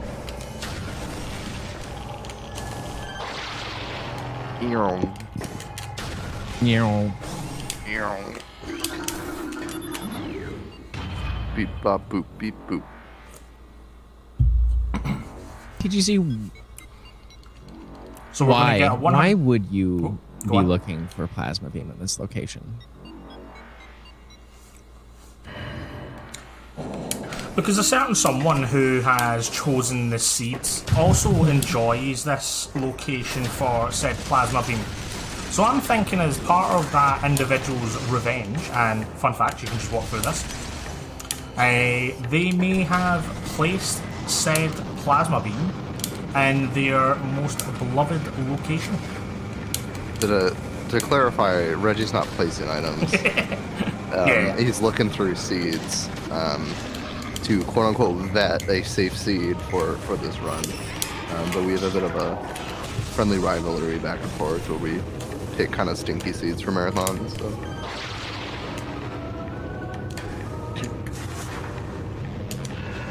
Whoa, that was weird. And you skated across the top of the puddle. Shred the lava hamburger. Shred the burger, dude.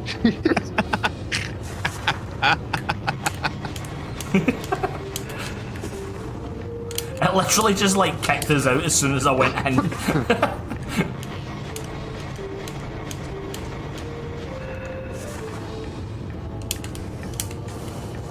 Imagine if these spinners just didn't work because the ball's not big enough. So, like, canonically, this ball should not be able to spin the spinner.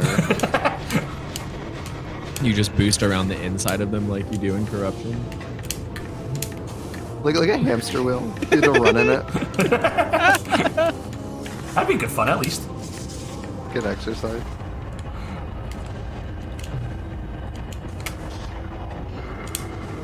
Skipping boring long puzzle. You can do this as adult Samus. Ah. Metagaming was not the play today.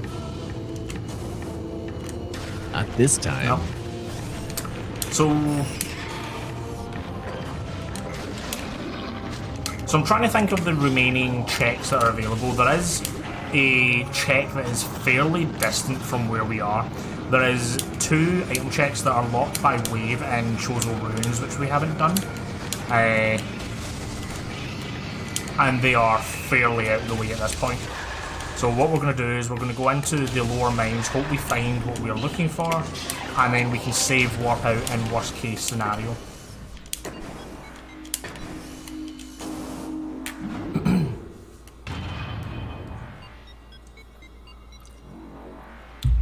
And we're going to... I'm trying to think. There's not a whole lot we can do in the shenanigans side of things outside of the phase on mining tunnel check.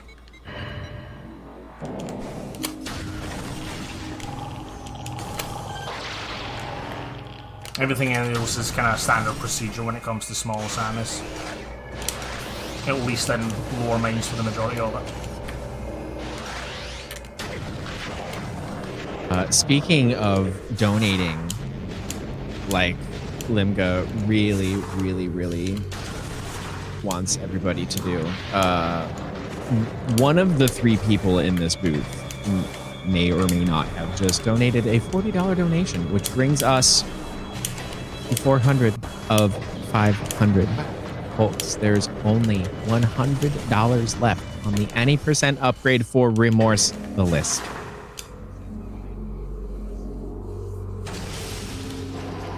We are so close.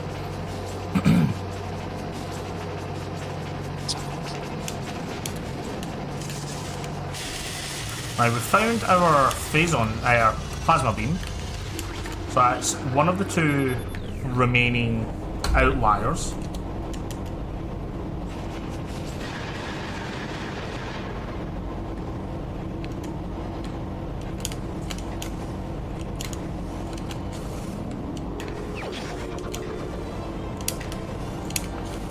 We now do have a singular check that is in Fendrana, which is plasma locked, which we have not been able to visual check yet. Yo, that guy was big.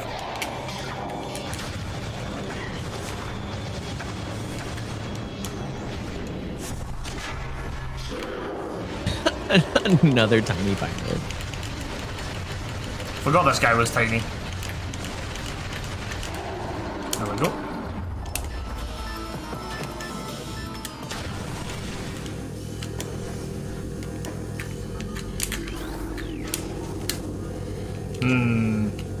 I actually want to do this.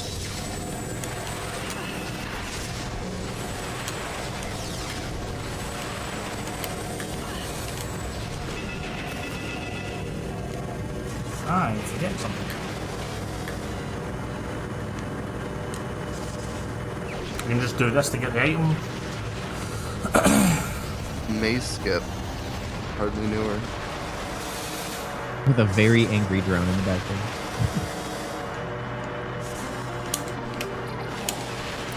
This was the bit I wasn't sure on, whether it was the maze that unlocked the door or if you had to do both parts of it.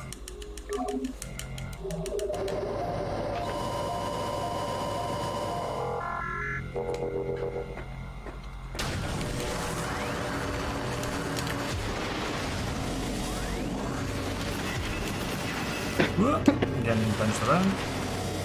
Come on, game. There we go.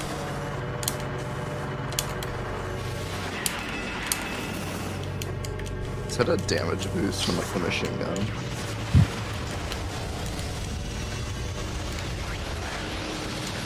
The last artifact would be a Phazon mining tunnel.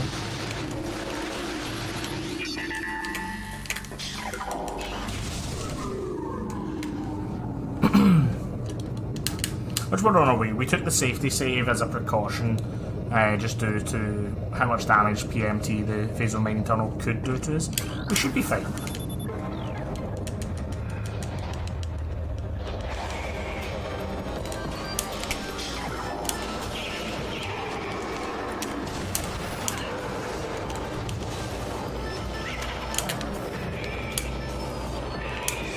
Like dashes like this one just look so much faster when you're so low to the ground. Like, I don't know, like it just feels different.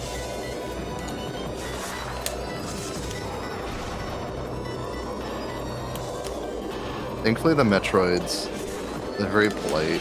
They'll only kind of attack you if they're squared up in front of you. Otherwise they could really easily knock you off that spider track.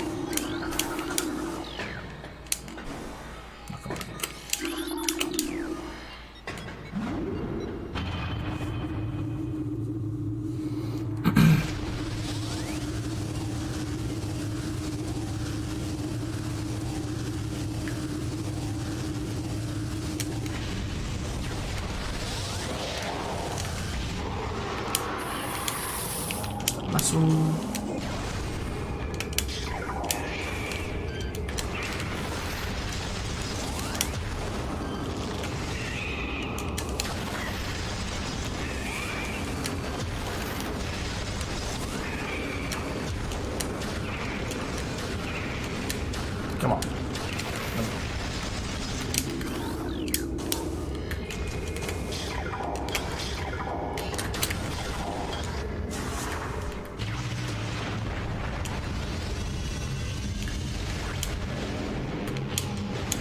Alright.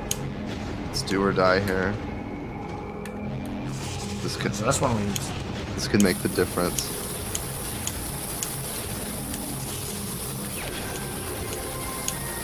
It doesn't look so bad at first, but then you realize the Phazon does damage exponentially. Ooh.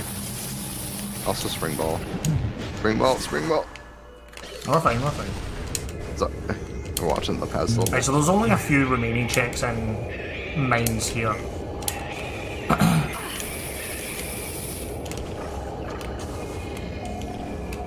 asinine.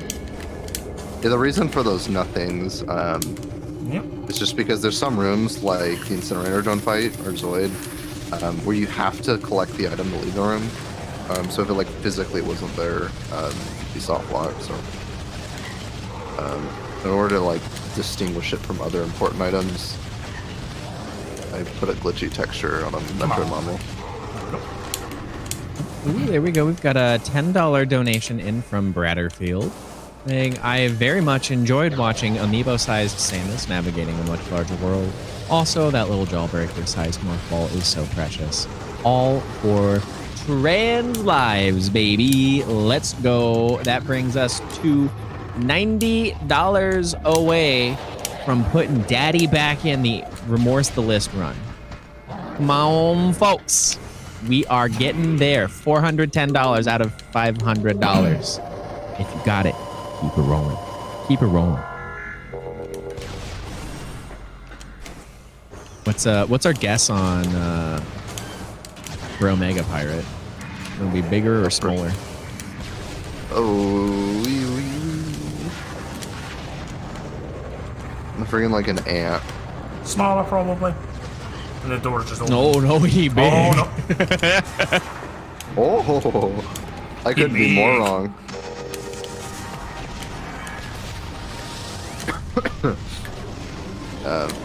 If you have a save file that has the cutscene already completed, you can skip it, and they'll let you avoid being repositioned in front of them. So you get a little bit of a sleepy Omega Pirate at the start, which helps you do this minute. So yeah, just completely avoiding any attacks by strafing around.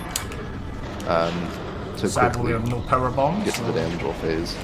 There is something, if a well-timed power bomb can skip these first two troopers, but depending on the color and what items you have, you may or may not have time to kill one or both before Omega Pyro starts.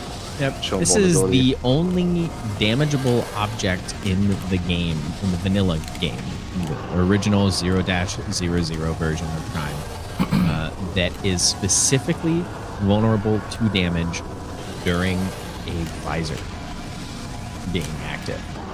So Omega Pirate hard requires the X-ray visor. Thardis, we can skip all of the thermal requirements there, but we have to have X-ray visor to do this fight. It's hard required. It's a clean one cycle. You can see in the cutscene, it's just like way bigger. You can actually see the outline of the phase-on version compared to his actual model. Yeah, it doesn't scale. It's kind of weird. I've never noticed that. It was like double the size. What do we get? Tiny! Okay. Oh, of course. Right then. So we have a race. Just for you, Bibu. Just for you. Right, so we're going to use our walk to start feature here. Skip the backtrack. I'd have given you vanilla plasma and vanilla phase-on if I could.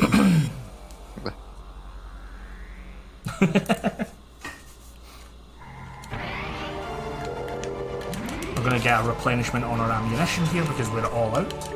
And take the seat.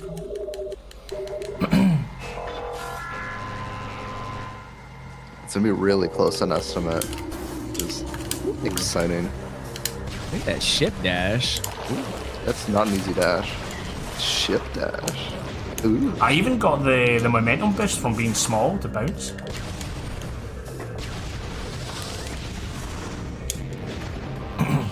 Right then, so we're heading into our final sequence of bosses here. We have all 6 artifacts, and I'm just checking the tracker to make sure that is the case.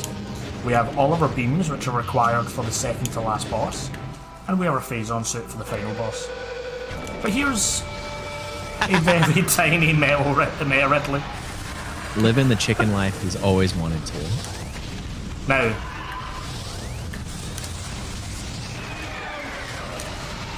Now, the hitbox on Tiny Ridley is a little finicky.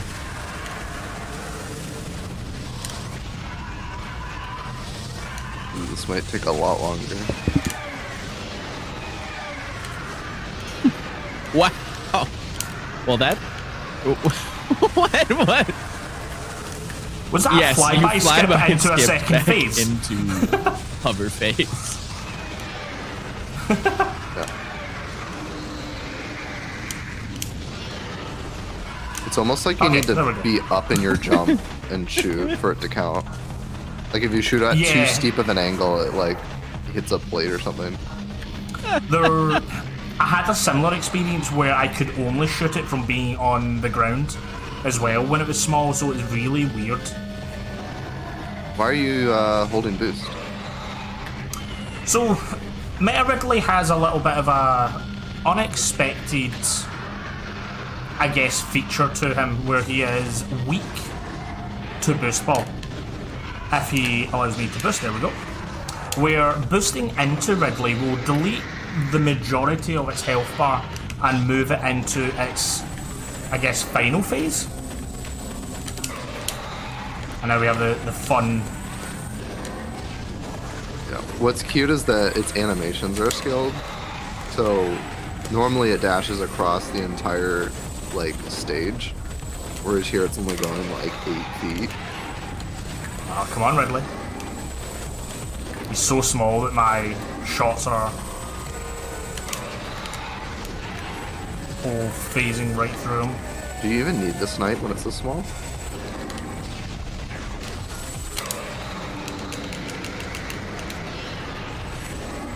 Maybe not, actually.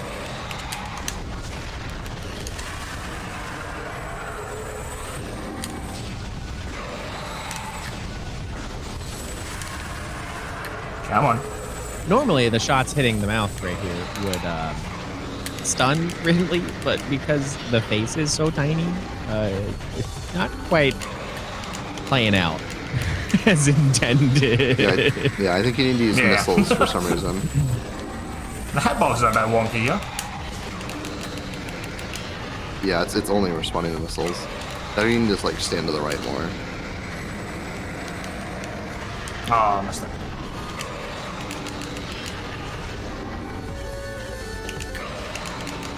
There we go. I think the splash damage is what's catching it there in that situation. Oh, he is small. Very tiny. I forget what the lasers do here.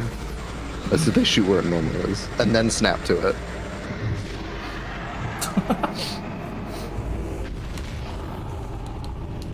A very large explosion for such a small chicken. Ooh, yo, I think I see another $10 donation. This one coming from Bigglerath. Small, colon D. Thank you to the organizers for putting this event on. It heartens me to see people look out for us in these times. Less than 3. Diggle did do the responsible thing and put her donation to the any % upgrade for Remorse. The list, folks, we're getting there. It is at $420 out of $500. $80 left to make that goal. You're almost there, guys. Almost there. Just gonna climb up the dentist's office here. Samus is so small we actually need to like use all the pedals to get up onto the dentist seat.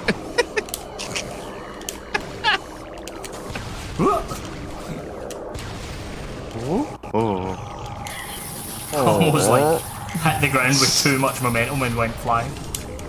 Okay, so Exo? On the bigger side, yeah. Well, Exo can only be so normal. big without soft locking the game, so.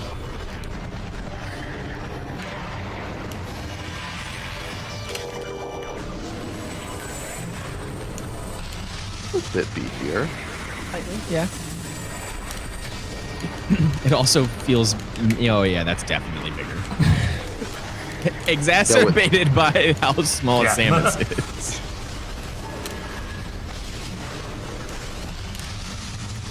gonna be a lot harder to do melee manip here. The first phase is actually a lot harder. The other chambers are actually a lot easier, funnily enough. So, the exoskeleton for Metroid Prime, I kind of like to consider it a bit of a Simon Says puzzle, because Exo will change between a series of beam colours, and it will only be weak to those beams at that given moment. And they will cycle, oh it's fast, and it will cycle through these beams in a semi-random order. The first sub-chamber will do Power Beam and Wave Beam. The second chamber will include Ice Beam. Third chamber will include Plasma. And it can choose what order it wants to rotate those as it goes. The last chamber will go through all four in a random order, and it can actually switch between them in a very erratic manner as well. But one of the things we can do with Exo is we can manipulate its kind of movement. If we stay very close to it, it's going to try and swipe us with its claw. And by manipulating this kind of AI aspect of it, we can make the fight a little bit easier. Now, the melee manip is a lot harder as small Samus, just because getting close can be somewhat of a difficulty. But using these like little cuts in the ground, that has me on fire. We can actually get close enough where the melee strikes will go above our head. There we go. Speaking of things close to our heads, the ceiling for this donation incentive to get the upgrade for that lovely Remorseless run coming up. We hit it. We hit our heads on the ceiling. Folks, we had an $80 donation come in from Zop. No comment, but they hit the target.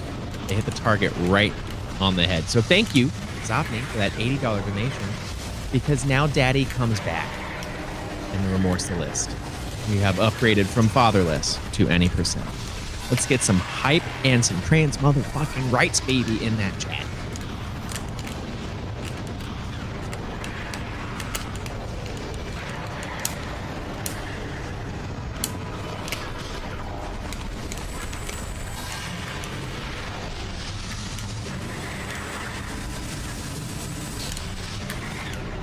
And we go that sub-chamber 3 down. We're into the final chamber here where it gets a little bit more erratic. Chamber 4.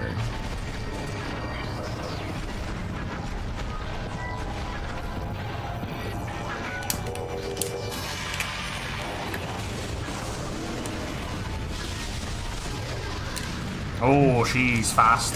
So one of the other delightful changes from the fight in Subchamber 4 is Exo can randomly enrage, quote unquote, where she's just way faster than normal, which scales pretty aggressively with the animation scaling for Exo being large.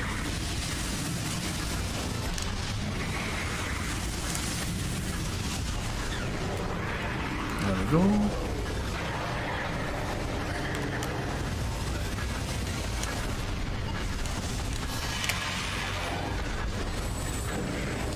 Oh, Rude at come on. timing. very rude. At least you got a refund on those missiles. Yeah, I fucking collect them. Well, yeah.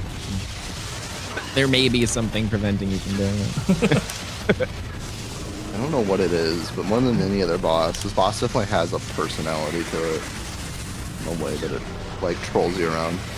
Yes, it does. Nice. Nice no lock there. Oh, is it gonna do it again? Yo, and Zopney dropping 2 tier 1 subs in the channel. Congratulations, Jedi Ad and Zokubun. Enjoy that shit.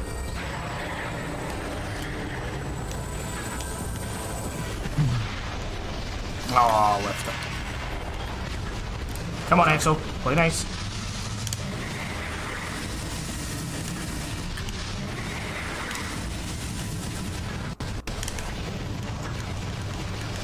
Just get the final few shots in. And there is the exoskeleton part of this fight done. And now we're moving into the final boss. Here we go.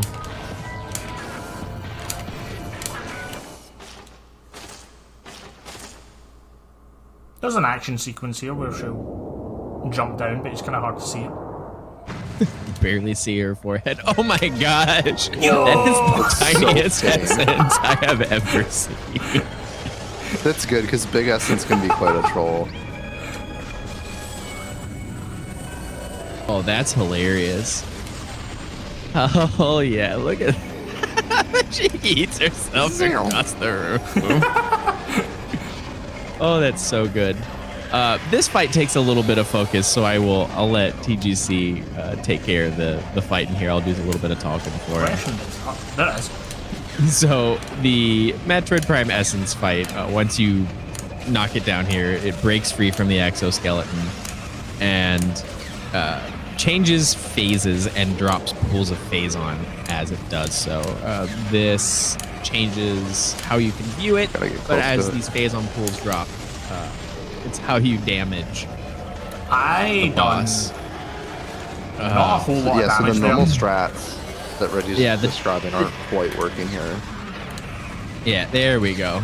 So it looks like Okay. being closer to it is helping. Typically, you just hit the button and it hits, but we've got some fun stuff at play here.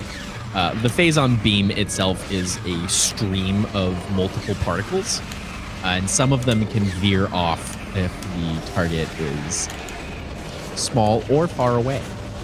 The Phazon suit is what enables this to be possible. So what TGC is doing is he's right now doing attack cancels, where Essence takes a predetermined number of actions before it tries to switch phases again. So he's waiting for the jaw to reset specifically during this to damage it again to cause the actions taken to go up, but then hit it as fast as possible afterwards to keep it in place.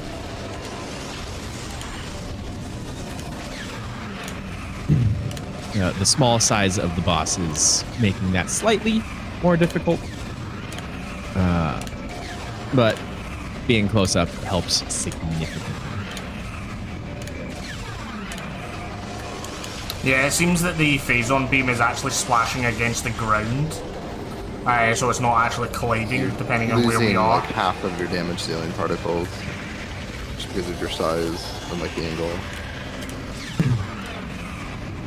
This is a much better angle, though. Oh, well, so much for that.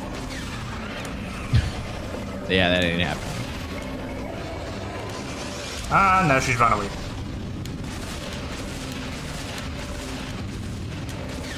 So normally there is a significant risk of Essence doing what's called a pool skip, where if the Essence is standing too close to the Exo corpse, that it will just shift phases and not drop you a pool. With enemy or with boss size rando enabled, that is it completely gone trigger, or is it just toaster, or is the trigger just much smaller? The trigger's the same, I think.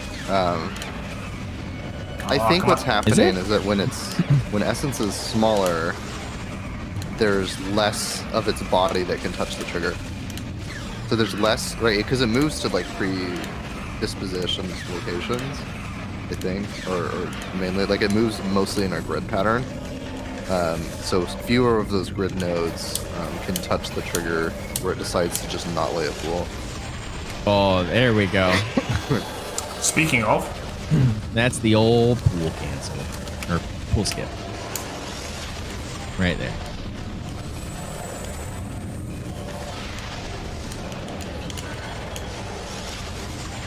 I've never experienced an Essence this small that you can't actually hit it for the majority of it, so this is a fun little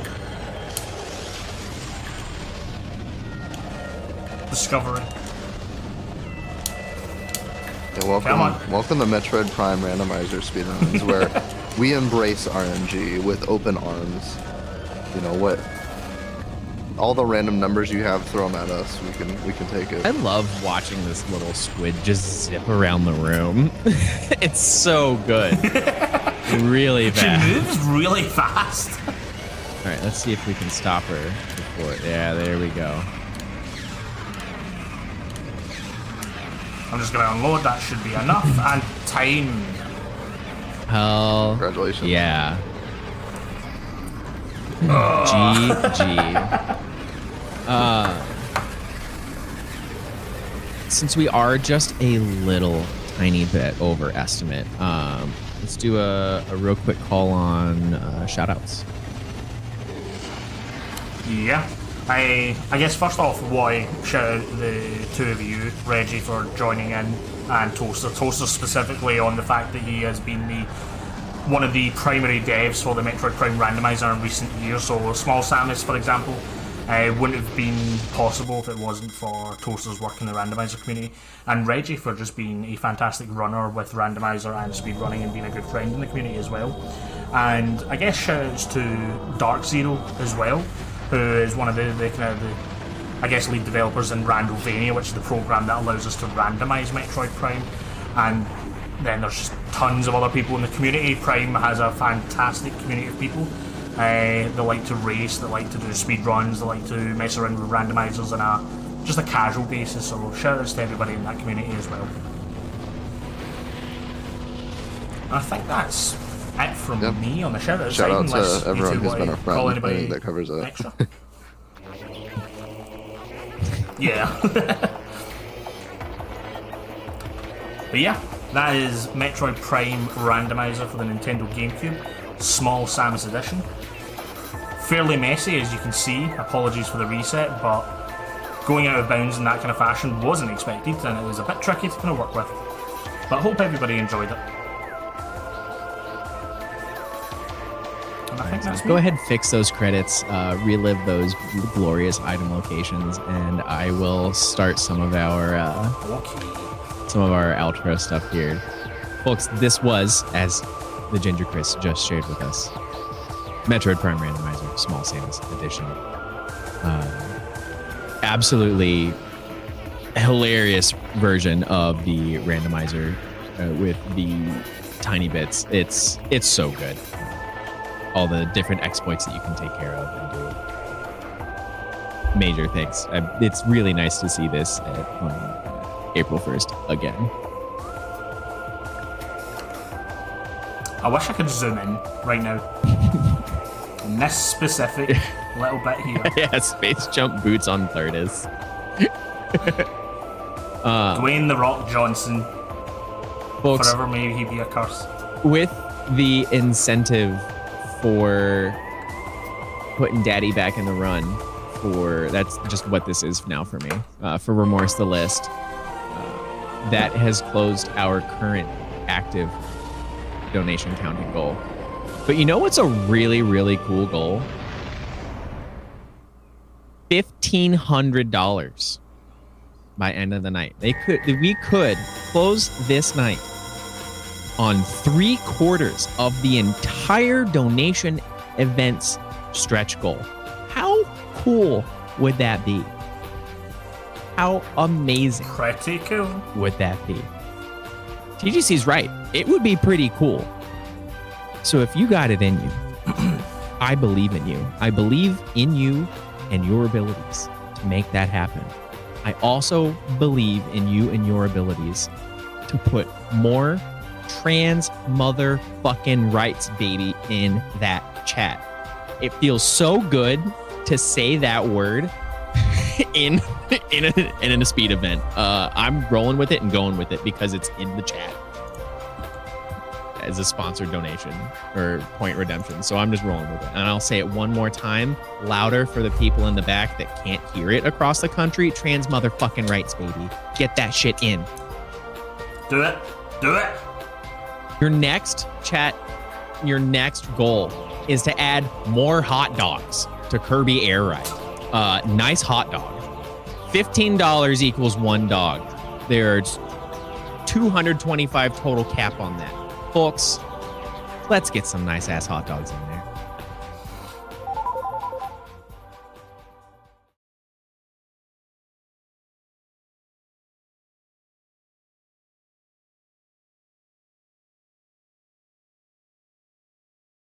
Folks, this has been a wonderful time being here with you. I had an absolute blast. I'm so proud of you. Y'all are incredible. Look at all those. Look at all those trans motherfucking rights, baby, in chat. That's incredible. I love it. I absolutely love it.